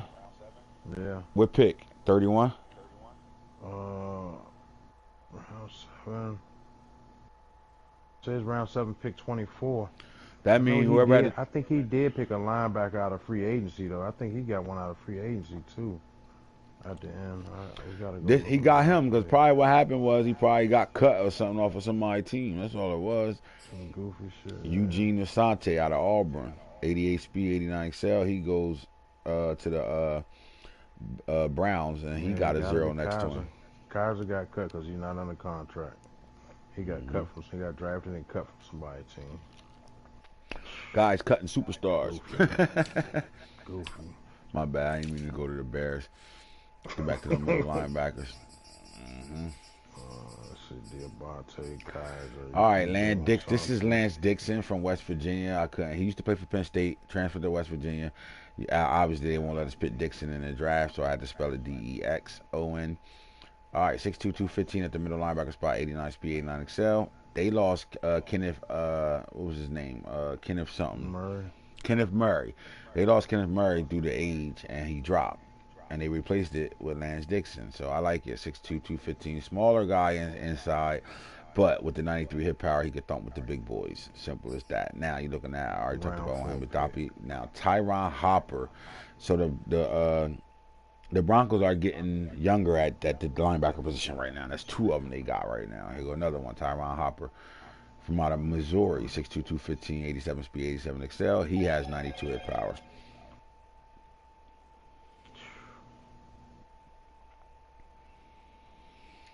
As we continue to go down in the undrafted, Keontae Hampton rounds off one of the best defense in college football in Jackson State. Here we go. The Panthers get him 86 overall, 92 speed, 92 excel, 91 agility, 90 change of direction, 80 on the strength. He got 84 tackling, 93 hit power, 86 block share, and he can cover man and zone. 86 overall, that's a high overall for a guy in the draft. What round did he go? Look like round 3, pick 18. Yes, sir. Now, the number 1 middle linebacker in the draft goes to a team that needed linebacker. This is, oh my God, I didn't even peep this. All right, so the AFC North has just got very interesting all of a sudden. Oh my God. Trenton Simpson out of Clemson goes to Cleveland, and he's going to man the middle, and it's something that they never had all over there. To be able to chase those dual threat quarterbacks around, you go get one of the faster linebackers in the draft. This is absolutely the number 1 linebacker in the draft with that 90 overall, true 90 overall, 92 speed, 93 excel. He's a cover guy. He got hit power out this world too, 90. Well, not out the world, but great hit power, 93. Tackling 86, 85 block share. Let's keep looking at this kid because again, he's the number round 1 linebacker. Pick 13. Yes, sir. 85 finesse. 96 pursuit. He gonna chase somebody down. Now look at this. Man coverage 80, zone coverage 85. He's ready to go, and he gonna press the life out of you if he has to stand in front of a tight end. This guy ready to go. He's a day 1 starter. At the end of the day, he was 3 picks outside of the top 10. There's another one. So now we're looking at what? How many first round guys we've seen so far? 3 from the left, outside linebacker. 3 from the left. That's the second middle one or the first middle one? That's the first. I think that's the first middle linebacker. That's the first one. But the next 2. They go to the next 2. Noah Sewell, we know he's a first round pick. Miami Dolphins finally got them that absolute playmaker they was looking for at middle linebacker. This kid is a throwback middle linebacker. He's a pursuit guy. He gets to the football, and when he gets there with anger. And I'm saying he comes with anger. All right, he's one of he was in his draft, his rookie class coming into high school. I mean, from high school to college, he is a monster, right? And his thing is hitting, right? But he does it under control as a true freshman out there in Oregon. he became the captain of that defense, and those guys rallied around him. He did get hurt. You got to watch the video how much that football team cared about him when he got hurt at the end of the year. But he's a monster, Noah Sewell. I'm telling you like this. His brother already plays in the NFL. When his time comes, he's going to be a high draft pick, and he's going to be a guy that's going to really draw a lot of attention. I love this pick in Miami. They went pick by the great Dolphins. pick because they had their sub linebacker last year that won defensive player of the year, and Buddha. What's his name? The guy Bubba something out of Miami. Bubba Bowden. Bubba Bowden out of Miami. Right. Now they got a true middle linebacker that they don't have to move from this. They can put him at sub linebacker, and they got a man in the middle right now, and they do a lot with their safeties in the run game. Now they got a guy that really can play the run game and Noah Sewell. This is a hell of a pick. This linebacking core in Miami was kind of slow and just past their prime. He just needed to he to overhaul this linebacker. This was a great pick. First round. X factor. First round pick, 23. Bring him in X factor. Number one best linebacker on the team. Period. Man, and he got 95 hit power, so he's gonna break your neck. Now, if you're thinking about breaking necks, this guy almost went to jail in a high school game. Simple as that. This is the best middle linebacker ever to come out of high school. Period. Justin Flo. He goes number 3 in this draft. That's another linebacker that goes in the top 10. He's absolutely a top 10 player in his draft. 93 speed, 93 excel at 6'3", 246. This kid got 97 hit power. He's gonna break somebody's neck. It's coming. And he's going to learn behind Isaiah Simmons as Isaiah Simmons' career starts to wind down. This is going to be a problem over there. They got the 6'7" George over there. They picked up the guy from Georgia last year. And then they got this kid right now. They about to be, not only are they fast as fuck at linebacker, this guy is the best linebacker in the draft. Period. Ain't another linebacker in the draft better than him. Simple as that. He's going to fly around, he's going to get to the ball. He's going to be one of the top guys causing fumbles. He's going to be, with injuries on, you're going to see a lot of guys fall to a Justin Flo. One of the most famous players in our real draft since day one, since we started real draft in Madden 17. This guy, but the problem is nobody else has ever played with him. So we get to see somebody like Falk play with. If you ever follow King Falk in our leagues, he always has a linebacker close to 100 or 100 interceptions because he uses him. Now, Justin Flo, when I played with him, I always left him alone because he's that good. I never really had to use him. So we're going to see a guy that's going to control him all year long and see if he can get into those 100 tackles and, 10 tackle for losses and 12 picks in the season. Let's see what's going to happen. But it couldn't have went to a better team. If I didn't get him at 1, he couldn't have went to a better team, in my opinion. Would you agree or disagree with that statement? Man, Falk made Isaiah Simmons a legend in the league, and normally whatever middle linebacker he has, that's his guy that he uses, and he makes it known early and often. So, he's 97 hit power and that speed and size and everything. That's kind of scary. It's a great replacement for Simmons. Not to mention he got another 6'7" linebacker over there. The linebacking core is scarier. He got faster there too because the guy he drafted last year was one of the top fast speed linebackers in the draft. All right, so when you talked about Will Anderson, and then you talked about Pat Poe being the fastest linebacker, the Wolverine. Look, his nickname is the Wolverine. The Marvion Overshawn, who plays safety and linebacker. He played outside linebacker, middle linebacker, and safety for Texas in his career. He wore number 0. That tells you, what he was. You can, Wolverine, Agent 0, whatever you want to call him. This kid's a monster, but he went back to a coach who played with him for the last 2 real drafts. And he's out there in a situation where they needed a linebacker. They needed a face for that linebacker group. And Washington, in my opinion, I think they got it with DeMarvion Overshawn. This is another first-round linebacker that went in the draft, and he was round 1, pick 10. He was top 10 pick. Top 10 pick. So we had 2 linebackers that went in the top 10 so far. Yes, that gives us 7 total in the first round. 7 total in the first fucking round. Linebackers. And at 6'5" with this type of speed and a nickname like the Wolverine, you absolutely see why he went in the first round. Why he was a top 10 pick. All right, so Channing Tindall looks like he was the best linebacker in the draft. He wasn't. He's built to that 94. He didn't come out that. But I think he was an outside linebacker that got moved to the middle. I think his points went up because of that, and whatever, winning the Super Bowl gets you some shit. So 95 speed, 97 excel, right? 90 tackling, 93 hit power. Where you got a aging linebacker group that's played well for oh no, that was last year. That's why. All right, my bad. Yeah, that's my last bad. year. That's what I'm ready to say because I was kind of confused and really had to answer my own question. Like, how the fuck he at 94? The rookies, and he ain't a rookie, so that's he's not a rookie. Linebackers. Now we're going to the right outside linebackers. Stay with the Bucks. Justin Jacobs out of Iowa, 6'3", 225. Again, another throwback linebacker right now. But this guy, not just a throwback.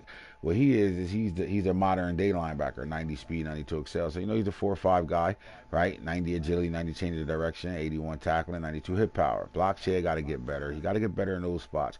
But they are aging over there with the linebacker position. They got really good play out of their linebackers, especially the ones. This is a great pick. He got this guy hell of a in pick. The 4th round, round 3, pick 32, man. Yes, sir. And he hit the red shirt for a year. You only got to worry about putting him on the field right now. You don't even need him. Oh, my God. Bo Covert. You're going to see a bunch of Calverts come out, all right, in the next couple of drafts. They got a bunch of brothers in college football right now. This is one of them, 86 speed, 88. He's not the fastest, but what he does is he's a throwback thumper as well. He's going to hit you, 92 hit power. He went to the Chiefs. 7. All right, Laden Robinson. I'm telling you, the Eagles did a great job this draft. 6'4", 241 out of Arizona State, 88 speed, 92. Listen, he was trained by Herman Edwards, so he got that NFL coaching pedigree as well already. So I think he's going to do a good job in the league. Round 6, pick 25. Yeah. And he's going to end up starting for this team. He probably don't start right this second, but he's going to start for this team because they're getting long in the tooth at the linebacker position as well. All right.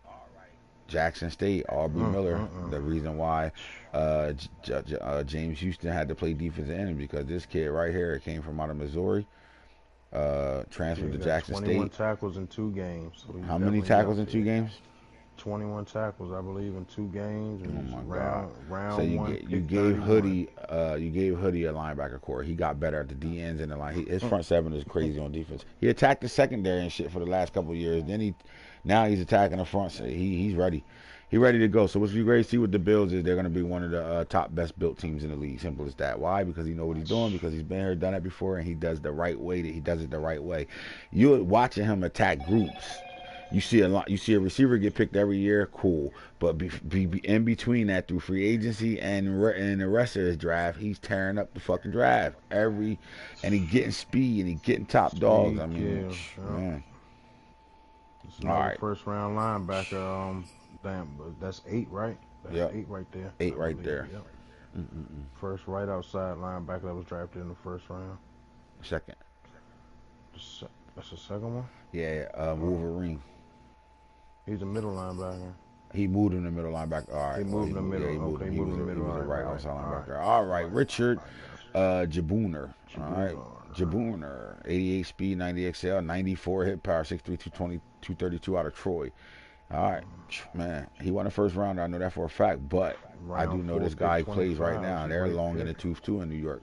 They need this linebacker. So, Cade Stover goes from Ohio State. He goes to Los Angeles. He graded at Hollywood life out there, 85 overall with the green arrow down. I mean, the red arrow down, but he's an 88 speed, 92 excel guy, and 93 hit power, 85 block share. So he can get to that quarterback. He's going to be able to get to him, and he can do a little bit in the passing game, too. Just know this, front 7 on defense for Ohio State, they breed NFL players. He's another one of those guys from that, from that category of breaded NFL players from out of Ohio State.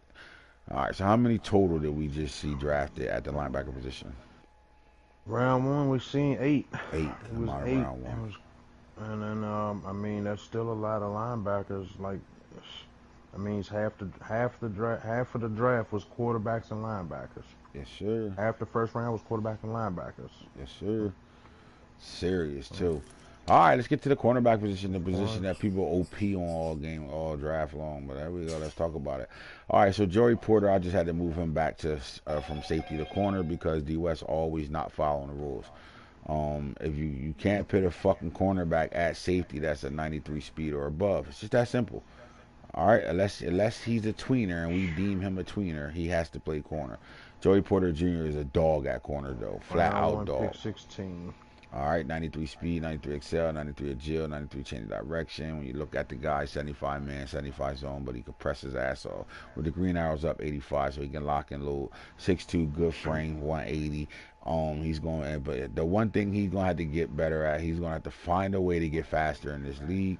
I think he has good speed for a cornerback, but the league wide receiver speed is ridiculous. But with that press, he can slow anybody down to his level. Simple as that. All right, Dante Manning, to me, another first-round talent. I don't know when he went, but 6 foot, 185, one of the better corners in the draft. Here you go. Out of Oregon right now. Pick 28. 93 speed, 95 excel, 85 press, 77 man, 77 zone, dog. And he's a superstar. Christian Williams, 6'1", 182, USF, 93 speed, 95 excel, 83 press with the green arrow up, 84 overall. 75 man, 75 zone. Got work to do, but, I think he can see the field right away out there in Cincinnati. And that's a fifth-round pick. All right, Cordell Flott from out of LSU. DBU, LSU, right? They breed DBs, so we're looking at is this one of the next ones. 6 foot, 170, 94 speed, 95 excel. He's agile. He can change direction, move his hips. He went to the right team. And he's going to develop over there on the right team, too. And 87 press, he's going to play eventually. All right, so one of the top cornerbacks in this draft with that 87 overall with the green arrows up. He comes in a true 86. His man at 82, his own 82. He got work to do there. Isaiah Bowden transferred from Florida State to Jackson State, and he was coached by the best DB of all time in Deion Sanders. Great speed, great size. He's a punt returner, kick return specialist, though. Round 3, pick 4. Damn! He stole him, Isaiah Bowden, round what? 6'2". Round 3, pick 4, man. He ain't just 6'2", he 205 pounds. 205 pounds, man. It's a great pick by the Falcons. It's a great pick by the Falcons. But I say he often makes some great picks. He has some good. He get good dogs, but the problem is this guy's on star. And the Falcons hasn't shown us that he know how to develop a guy from a star to a superstar on his own. Most of his players, whatever their trait come out on, they usually stay that. If he can get this guy to a superstar somehow, you're looking at a guy that might be one of the better corners in the league in the next 2 or 3 years. He might not be there. Man, Jaquez Robinson, another 6'2", 190 out of Alabama. Look, this ain't a famous name in Alabama at all, but he's coached by one of the best defensive coaches in college football history, and Nick Saban. So 93, we're cool with that. You look at his play record as a 95. What the fuck? How the fuck you got 90? Oh yeah, you know what it is. Where's awareness? Awareness probably that high too. Oh no, I must have fucked that up. That gotta come down. Sorry, buddy. You're not gonna be able to keep them on that. No way. You're not gonna have a fucking rookie with that. You definitely drop one of my players. Yeah, no, because every year they bring somebody out with you know how they tell you to go 99 awareness, 99 play record. You know how they tell you to look at when you first get around this time. They're gonna give you that message where they look at a certain position. Yeah, so that's what that's gonna be. No, right. I know. I'm more or less saying that for him, letting you know you're not picking on him. I'm not gonna drop him down to a 75 because you played with him already, so I'm gonna leave him at a 77. In an earlier draft, I came up with a player that had 99 over. Yeah, the $100 million man, that the $200 million man that went to the Minnesota Vikings signed. Yeah. He was one of those players that came out 99 awareness, 99 play rec. So, gotta fix that shit. That can't happen, bro. Yeah, no way. All right, where we at? All right, so here we go. Jaquez Robinson. I did it and it stayed 95. You see that shit? Did I not save it? Oh, I'll do that later. I don't think I saved it. All right, so anyway, C.J. Holmes, Jackson State. All right, another one of those cornerbacks that was already at Jackson State when Deion came, and Deion said, I like you so much, you're going to start and we're going to keep you here. So C.J. Holmes, 93, I like him. Their best corner is coming out this draft, right? Their best corner coming out this draft, and Dijon Warren. Nugget, but C.J. Holmes played opposite side of Dijon Warren. 93 speed, 93 excel, round 5, 85 press. He got good man, good zone. The arrows are down because they lost games already, so he's lost 2 on his play on his awareness. He lost. What he lose on his man? I think he was 80-80. He might have lost 3 and 2 on man and zone. All right, the fastest linebacker in the draft was Tony Grimes. Fastest cornerback in the draft. Yeah, I keep saying linebacker. I'm sorry. Fastest cornerback in the draft was Tony Grimes. He went in the first round. He went in the top 10. He was pick number 8. Yep. And the Bucks lost. They lost a cornerback. They let a cornerback go as long as a veteran, right? Murphy Brunton, yeah. Yep, veteran. So they replaced it. They already had a bunch of corners over there, but you know, this wasn't a bad pick at all. This was a good pick because you know you get a guy that come in and match the speed you already got at cornerback. So you get a guy there, and then you get a guy on from winning the Super Bowl. He goes from superstar to X Factor is a money pick now. So now you got one of the better players in the draft. As far as trait and motherfucking overall with 97 speed, 97 excel. He got 80 man, 78 zone, and his press is 83. This is a dog. Go watch his tape at North Carolina, man. I wasn't convinced that he really runs that 4.2 because I thought it didn't show up on the field, and then I continued to keep watching him, and then I realized it's absolutely his speed because everything else wasn't great technique. His zone and man coverage, it wasn't super great, but he made up with it with his speed. So when he put it all together, he's going to be one of the better corners in the NFL. Isaiah Rutherford, 82 overall, 90 speed, 94 excel. I think they got a pretty solid corner room in New York already, so I think he got room to red shirt. All right, Jahri Rogers out of SMU, 6 foot, 170, 93 speed, 95 excel. I'm gonna tell you why I like this pick. I like his man at press right now. I like all that stuff. It's not super high, but it's a development situation right here. Homeboy is getting up there in age. Denzel Ward. You need that next guy to come in and really plug and play. Right? He already got 95 acceleration. If you can get that speed bump up. You get that in round 7, and what we talking about? But I think he's gonna end up being a name eventually. I think he a red shirt player. He know how to build the red shirt. So I think in the next year or two. He has no problem. Yeah, we're gonna come back. Players, he's shown that. Would you agree with me though, Snake? There in about 2 seasons, he's gonna come back and be that guy. He's gonna be a player. Like the Browns have no problems. We've seen him take a player first overall in the draft and red shirt him. Just let them go through the rookie growing pains at practice, and they come back and be definite starters for that team. This is a great pick, and we know what this owner over here like to do: pick, stash, and play. And see who rides. Stash and play. Ethan Pouncey, 6'2", 170 out of Florida, 94 speed, 94 excel. He goes to the Chiefs, where I think they needed the cornerback over there. So I like it. Round 4, pick 15. Now, I don't remember making no guy named Woody Washington, so I'm hoping to God the Steelers ain't coming and change this guy's name. Oh man, I think you remember this guy, man. So I'm gonna ask. I know you still watching, Junior. So I'm gonna ask round you. Round 2, pick 3. Yeah, can you find out? If he changing player names in my league right now? Because in a real draft, these guys are real players. You're not supposed to change their name.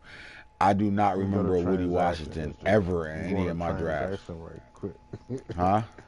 I say I'm going to transaction history just to see if it show it.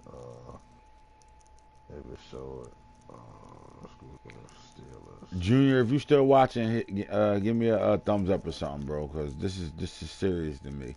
Apologize for your comment about the trans community. The community is still hurting. Not from me. I ain't never make no damn comment. With that motherfucking spam shit. Get out of here. Yeah, I don't know no Woody Washington, dog, ever. I know Oklahoma 5'11", 175. We're going to have to go find Max. Going to have to do his homework on that. I'm out of here. Fred Davis, 6 foot, 192 out of Clemson. Matter of fact, here's the replacement for Denzel Ward right here.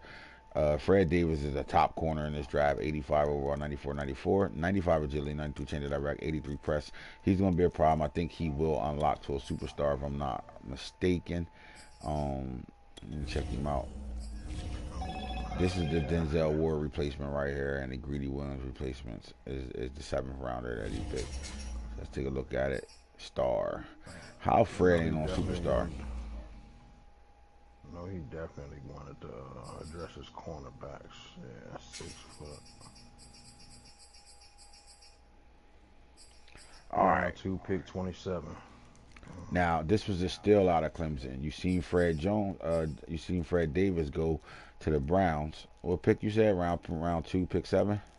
Pick 27, I think. 27, Fred Davis. Well, Sheridan Jones goes to the Washington football team. And I know he went late because I was going to draft him, but they had the South Carolina State guy still sitting there, and I took him. This had to be at least a 6th-round pick here. Round 4, pick 10. Round 4? Well, this is first-round talent going in the 4th round right here. Here's why. Look at the man, look at the zone, look at the press, then look at the speed and agility and all that shit that go along with it. Hey man, they had that corner they got out of free agency in Stokes, and he did really well for them, and now they got the replacement for Stokes right now on Superstar chilling. Joshua Williams, 6'2", 185 out of Fairfield State?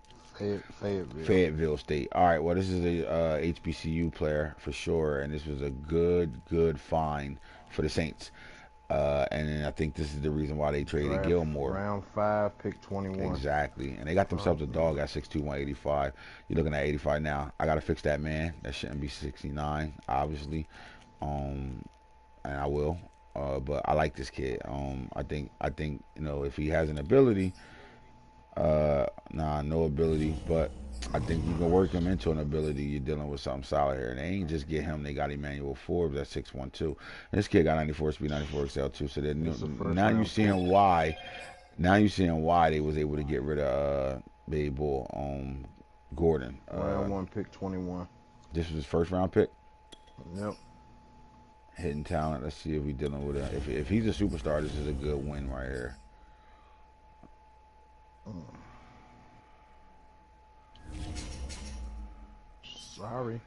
Sorry, cuz. I had told Craig. I'm still not mad.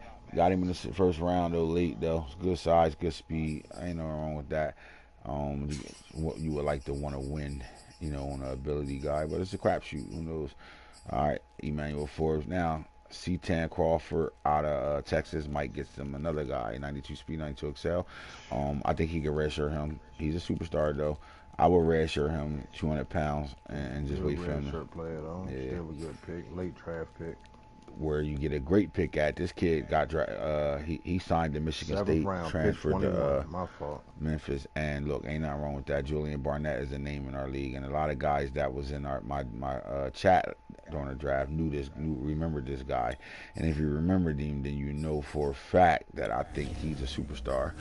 And if he's a superstar, he picked him in the what round? He's like an early 3rd round pick. I'm looking at. Yep, round 3, pick 3. He a star. I didn't make him a superstar like last time. Okay, but 6'2", man. I mean, you can't teach size and speed at all.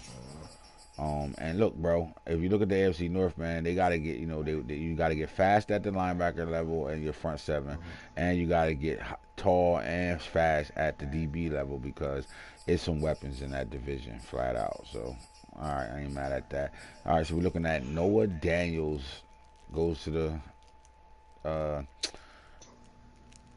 Tennessee Titans. Now, this kid played on injuries. He got injured like 3 times in his 4-year career. Other than that, he'd have been one of the top corners in this draft. That's why his overall is high. 94 speed, 94 excel, 94 agile, 94 chain direct. You see 80 man, 80 zone, 83 press.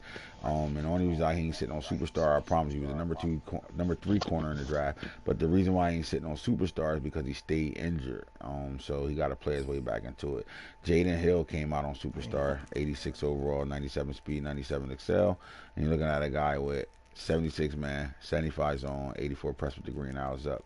They getting along in the tooth. Wow. 26, right, and Wild Goose getting old, so that's his replacement. Remember, they got that guy from a couple drafts ago that they got at corner that they played really well with. I think they got the other guy to match up. What you got to do if you're a DB, you want to go to the Patriots. If you want to be able to just, you want to sit in zone, right, and you want to bend but don't break all game long, and you just all you got to do is be in your place. Do what you're supposed to do on defense, and you can win in New England. Not just win games, you can win at your position, and somehow end up with 8, 9 INTs and shit like that, but the whole secondary look like that across the board. Right?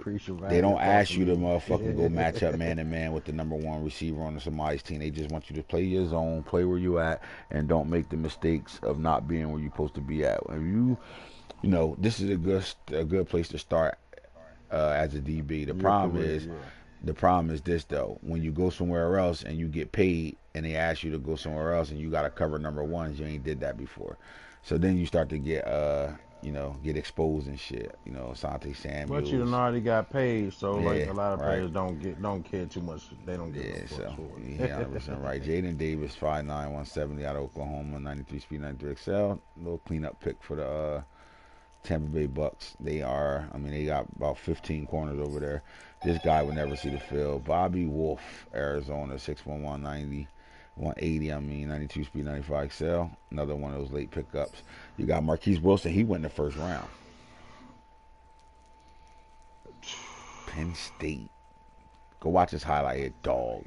Flat out dog.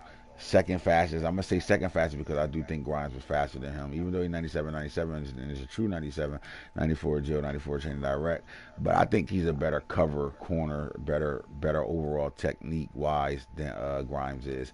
I think his speed is Grimes' speed, but I think the way he played the cornerback position, he doesn't have to rely on that speed. His technique is really good. So I love this pick. And this was a first-round pick, too, for the Panthers.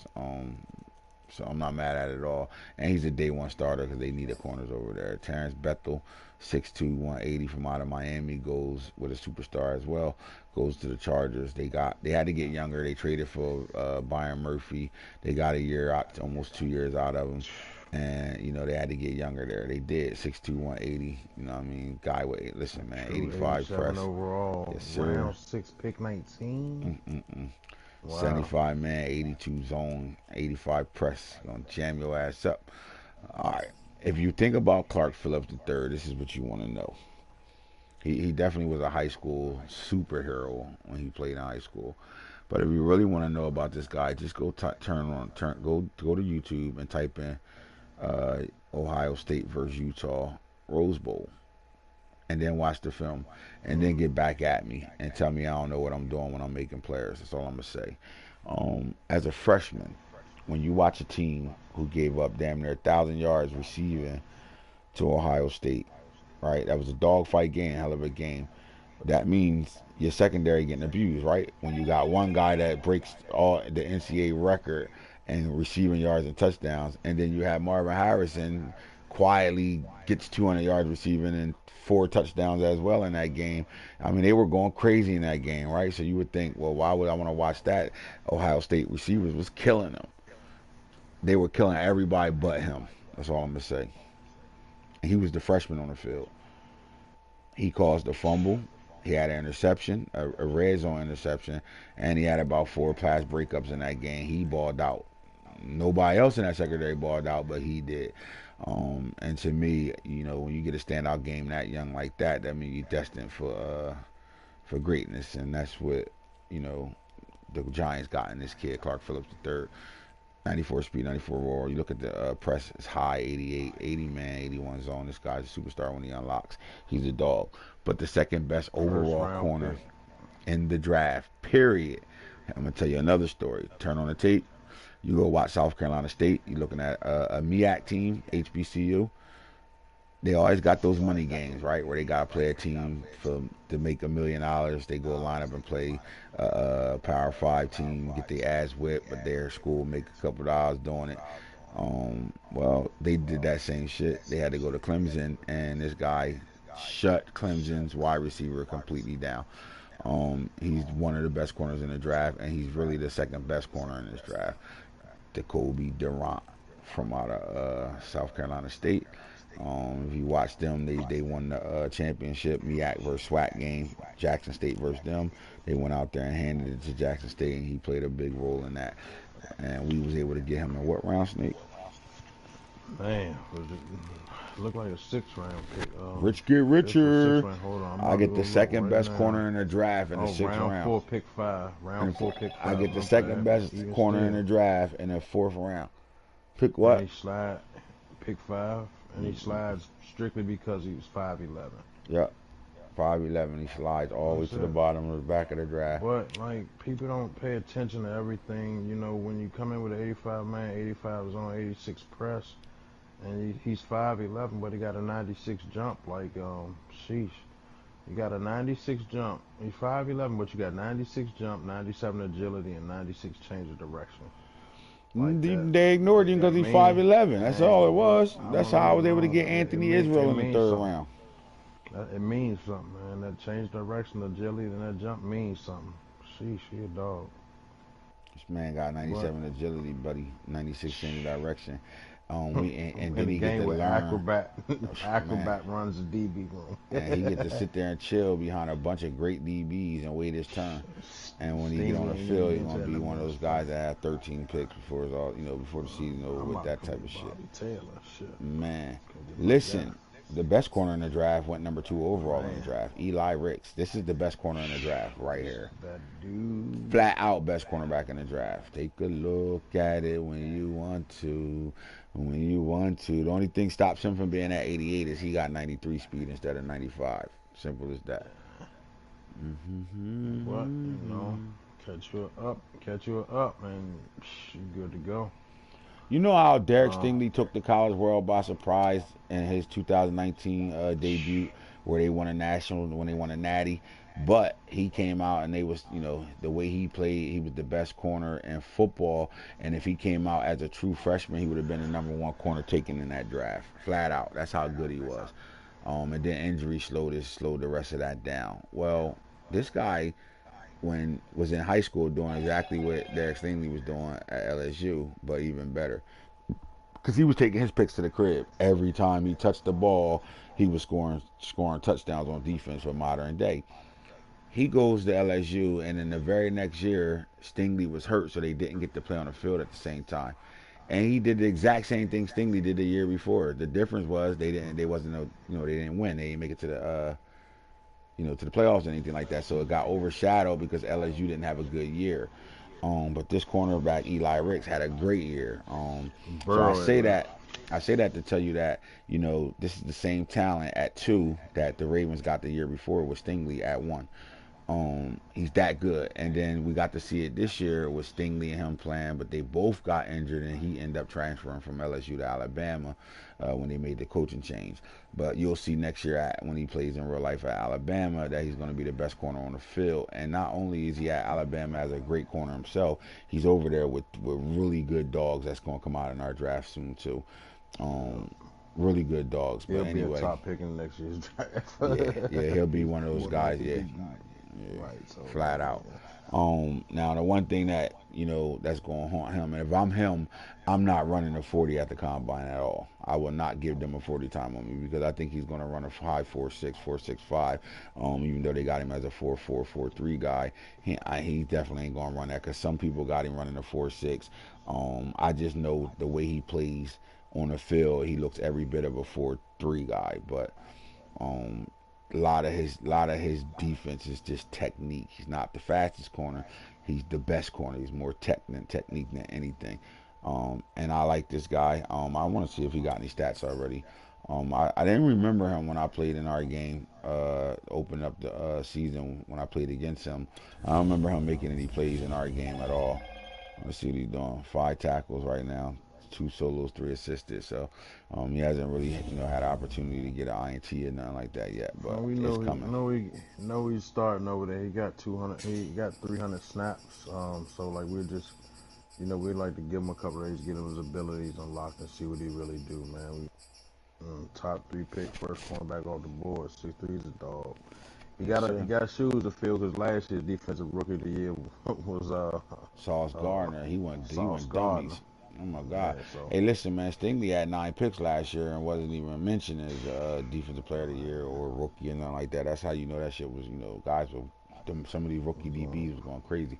The AFC lost it to a safety, but the NFC, Sauce Gardner was the best corner in that draft last year. The way he played. Let's go look at the safeties real fast. And let's look at these 20-year-old safeties, and we're looking at Jalen McCullough. All right, so come on, buddy. 6'1", 205 pounds. 94 speed, 94 excel. I mean, what are we doing here? 80 press, 82 zone, 74 man coverage. What are we doing here? Round 3, pick 7. What are we doing here? Just getting deeper and deeper and deeper at the DB position. Zion Puckett goes to the Lions at 6 foot, 200 pounds out of Auburn, 92 speed, 93 excel, good pickup. They, had to replace some guys, but Brahim's the guy over there, already.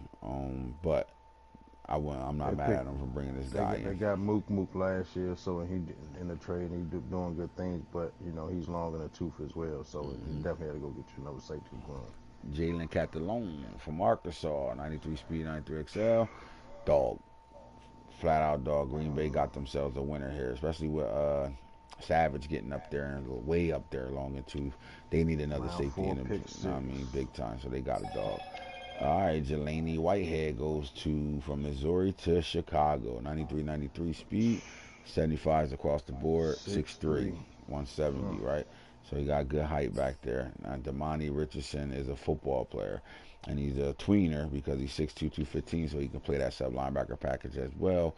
And the Giants got richer, 92 speed, 92 XL. Not only does he got 93 change of direction, 92 and 93 agility. Looking at man his own, got work there, but the press is there, and I think he's a hitter. 24. He was strictly drafted because he was sub linebacker package. So 88 hit power, so that ain't bad hit power at all he either. Developed. Yes, sir. All right, John Huggins from out of Jackson State, number 5. Put that 5 on this boy, please. Stop playing. 93 speed, 93 XL, 80, 6'2", 205. He's a cover guy. Gonna have some work to do, but he's a cover guy to see how much he hits too. 85 hit power. It's a good hitter, but he's a cover guy. And they give them a guy that can, lock down on the back end as well. I like it. 6'2", round 5, pick 23, developmental pick. He still got Holland's Trail Will over there, I believe. So when they get up there, they get long in tooth, so he's starting to get their replacements. Jalen Phillips, 6 foot, 207 out of Clemson, 92, 93. Another one of those guys at 75 across the board over here. Didn't they lose the safety?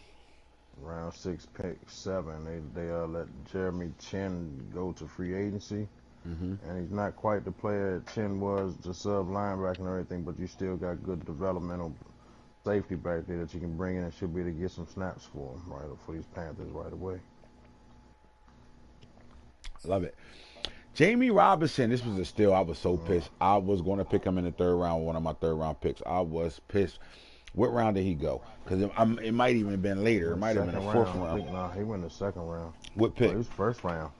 Pick 27, 1st round. All right, so my bad. Let me get out of here. So in my mind, this guy wasn't supposed to go to the 3rd round, right? And he definitely was going to go to me because he's a Florida State guy. I'm a Florida State fan. So in my mind, I'm like, all right, I think he'll be there in the 3rd round. I got an early pick in the 3rd round. I'll grab him there. And he's the bottom guy. He was like down there like round 6 or round 7 projection. And he went in the 1st round. So that's somebody doing their homework. You know what I'm saying? Definitely. That's somebody doing their homework and picking their need. Because I do think that, you got, remember Fitzpatrick. People run away from 5'11" type things. The Steelers came in late. He still had Fitzpatrick and had some other safeties over there that didn't quite pan out and develop. So this was a great 1st round pick. At least taking what you need. Period. Like, you get a guy that can cover. You get a guy that's thumper, 92 hit power. That man got to get fixed. There's no way it should be 64. He's the dog, bro. And quiet as kept. 85 man zone. Yeah, and look, and quiet as kept. When I fix that man, that's gonna make that overall go up, right? And let's just say it like this: this is probably the best safety in the draft overall wise. Am I tripping? I guess when you fix that man, he'll go up past. Oh yeah, my boy was 87. It was a couple 87. So when you fix his man, he should definitely go to the number 1 safety. I'm checking over here, right? Checking a strong safety, but Malachi Moore. Malachi, yeah. I don't even want to talk about that. Yeah. I don't even want to talk about that. I don't want to talk about that. I really don't want to talk about that at all. Oh my God. I knew that was going to happen once I hit the edit part on him. I don't want to talk about that at all, Snake. Where he at? I don't want to talk about that at all. This shit pissed me off. Oh God. All right, he still stayed at 87. So, um,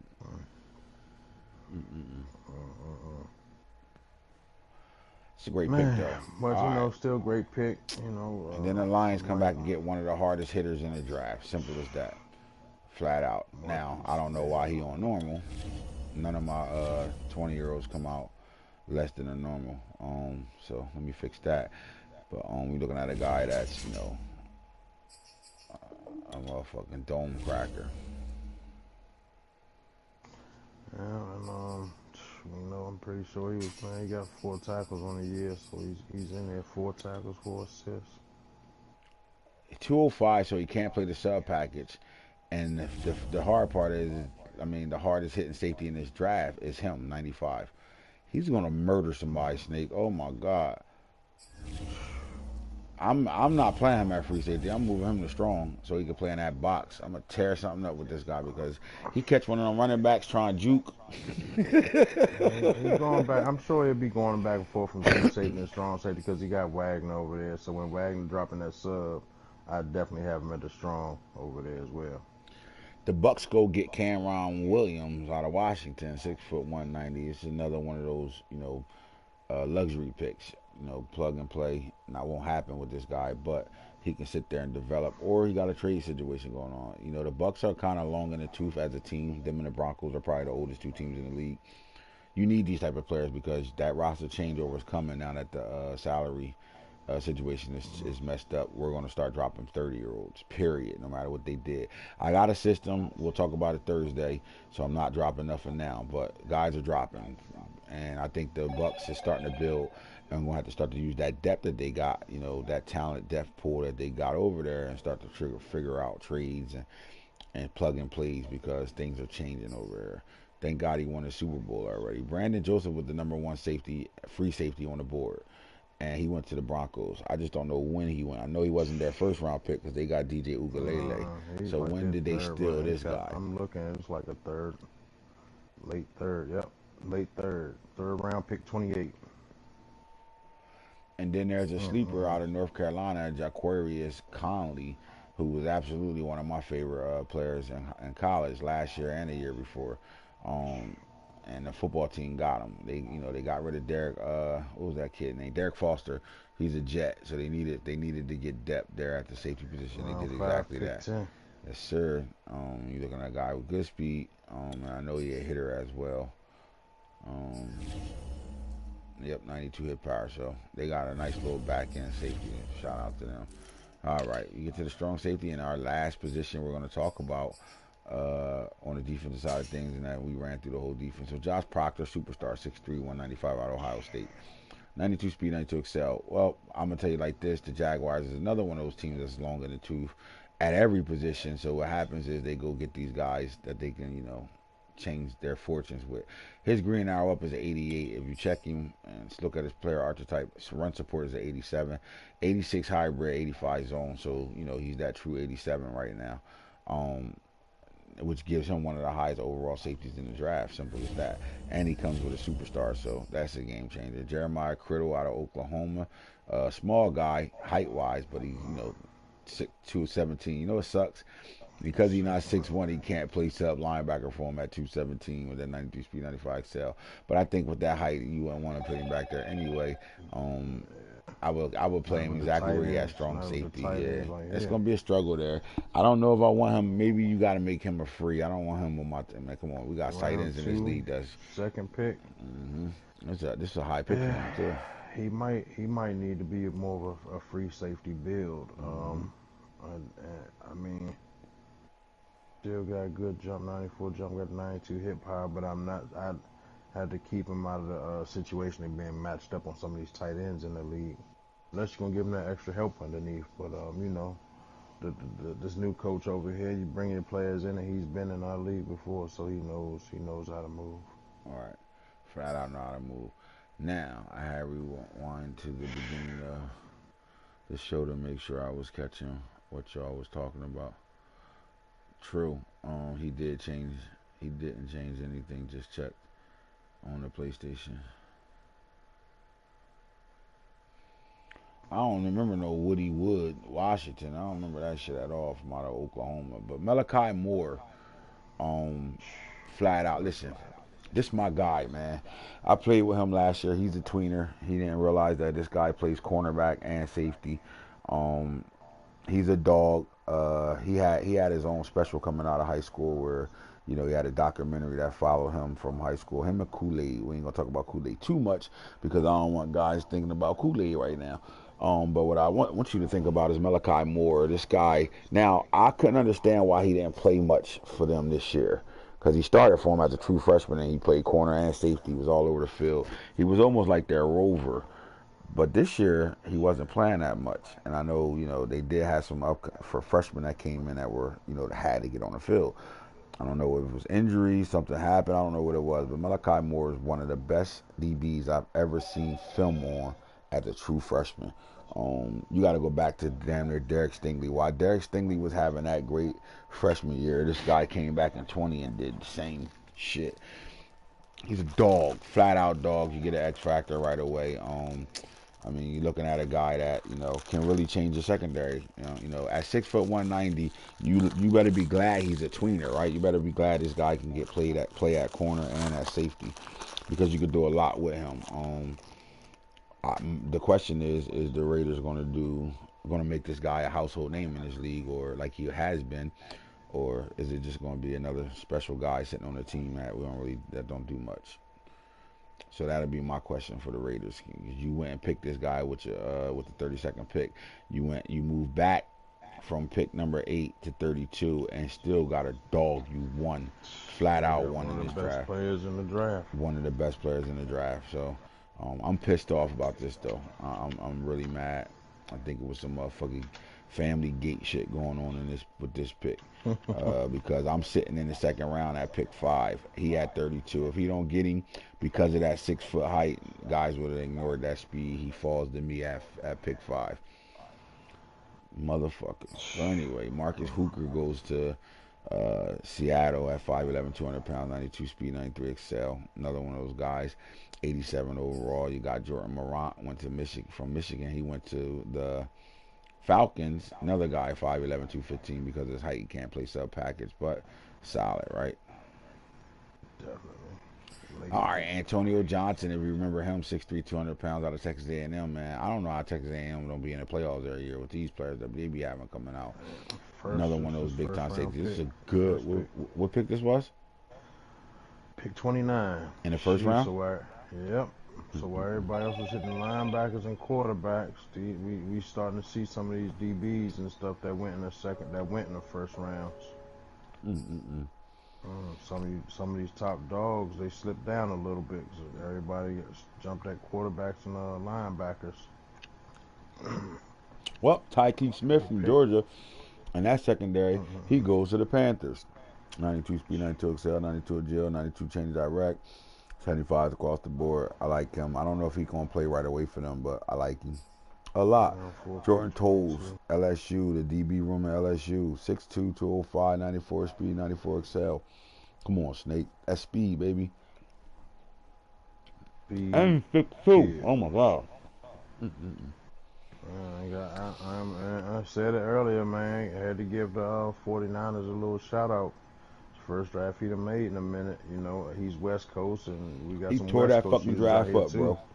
He flat out tore the draft. Pick 17, and he did it. He didn't just go after stupid shit. Like he went after stuff that suited his system. He brought in 2 tight ends. We seen him grab him a late safety. He took his quarterback. Like he actually attacked a lot of his needs. So. I'm gonna say he had a great draft and he had some fun doing it. He improved that 49er roster, and he possibly had the best draft. Possibly had the best draft, bro. Oh, man. Because he was all over the place. I mean, even within getting 2 tight ends, and I'm like, what the fuck? Another tight end? You had that other tight end a couple drafts before that. What the fuck? He still won, bro. He drafted quarterback. I think he needed that quarterback. That was a wild card in my opinion. I hope he played better with that quarterback. Defensive line, got D tackle, defensive end. I mean, what didn't he get? Linebacker. What didn't he get? And he played some of his better football when he was using his tight ends, so I can't be mad at it. I'm not mad at the 2 tight ends. I'm just saying he took them. It wasn't no jump. He didn't go out here drafting 3 cornerbacks and 3 more wide receivers. Like, man, I think he had a good draft, man. Got to give him some props. Like I say, I kill some of you guys sometimes about some stuff, so I'll try to make sure we do the same when we see some good stuff that we really like too, man. We ain't. Yeah, because when you do some dumb shit, we all over your ass. Getting better, man. Yeah, we just want everybody to get better. We trying to give you some helping hands out, man. I think he had a great draft, man. Another Georgia secondary player, Christopher Smith, 5'11", 190, 94 speed, 93 XL. He goes to the Chiefs. You know, Honey Badger no longer there. They get another one coming in. Like, let's go. Pat Fields. Georgia. Bro, listen. Georgia. The Eagles fucking won. They won every pick is a win for the Eagles. You know what I mean? Pat Fields, 83 overall, 93, 93, 90 speed, 90 agility, 93, 93 excel, 90 change of direct, 93, 93. You know what I mean? 70 man, 70 zone, gotta get better there. 77 press, but look, with the X factor on, he's gonna develop fast. So that's the one thing we know. They getting long in the tooth. Jamal Adams was long in the tooth.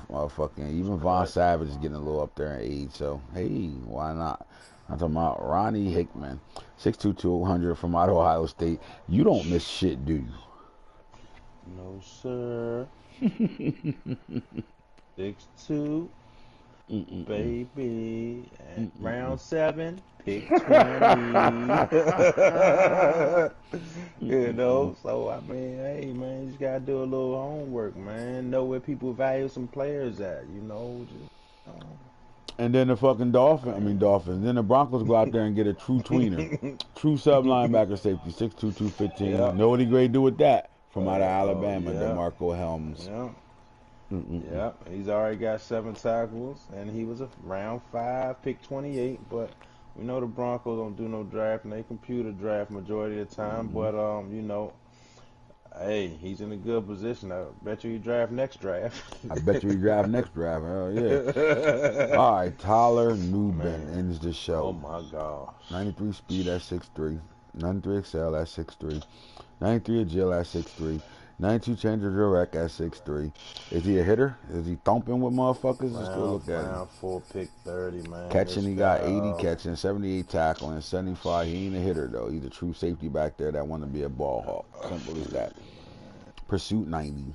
Let's go. Block share, 84. He's 95 though, jumping. Right? Am I right? He tweener, though. I mean, he played cornerback, though, too, right? I don't think I saw that. Let me shut up, man. All right, I'm gonna shut up. Unless you know something. Y'all got to do your own homework. Y'all got to do your own they got to homework. put their own work in here around here, Alonzo. Your own homework. So don't be changing no players' positions, because if we come to you and ask you why you change them, you say he did this, that, and the fourth, and you ain't show no credit, you can get penalized, man, for changing names, positions, anything that you ain't supposed to, bro. Right, you can't come upstairs, pull a whole bowl of cereal and that big-ass bowl of cereal and be like, why you smiling this shit? I got some cutty last night. Can't be that guy. You know what I'm saying? Tyler Nubin. Is it something that I don't know? Something that's new to me? New to him. Nubin. But he's the last guy we talking about, so if the Titans ain't paying attention, then that's on you, cuz. Other than that, you already know how me and Snake do the late nights. We kill these shows. You know what I'm talking about? Holla at us on the late night. We're gone. Peace out. We're out of here. Out of here.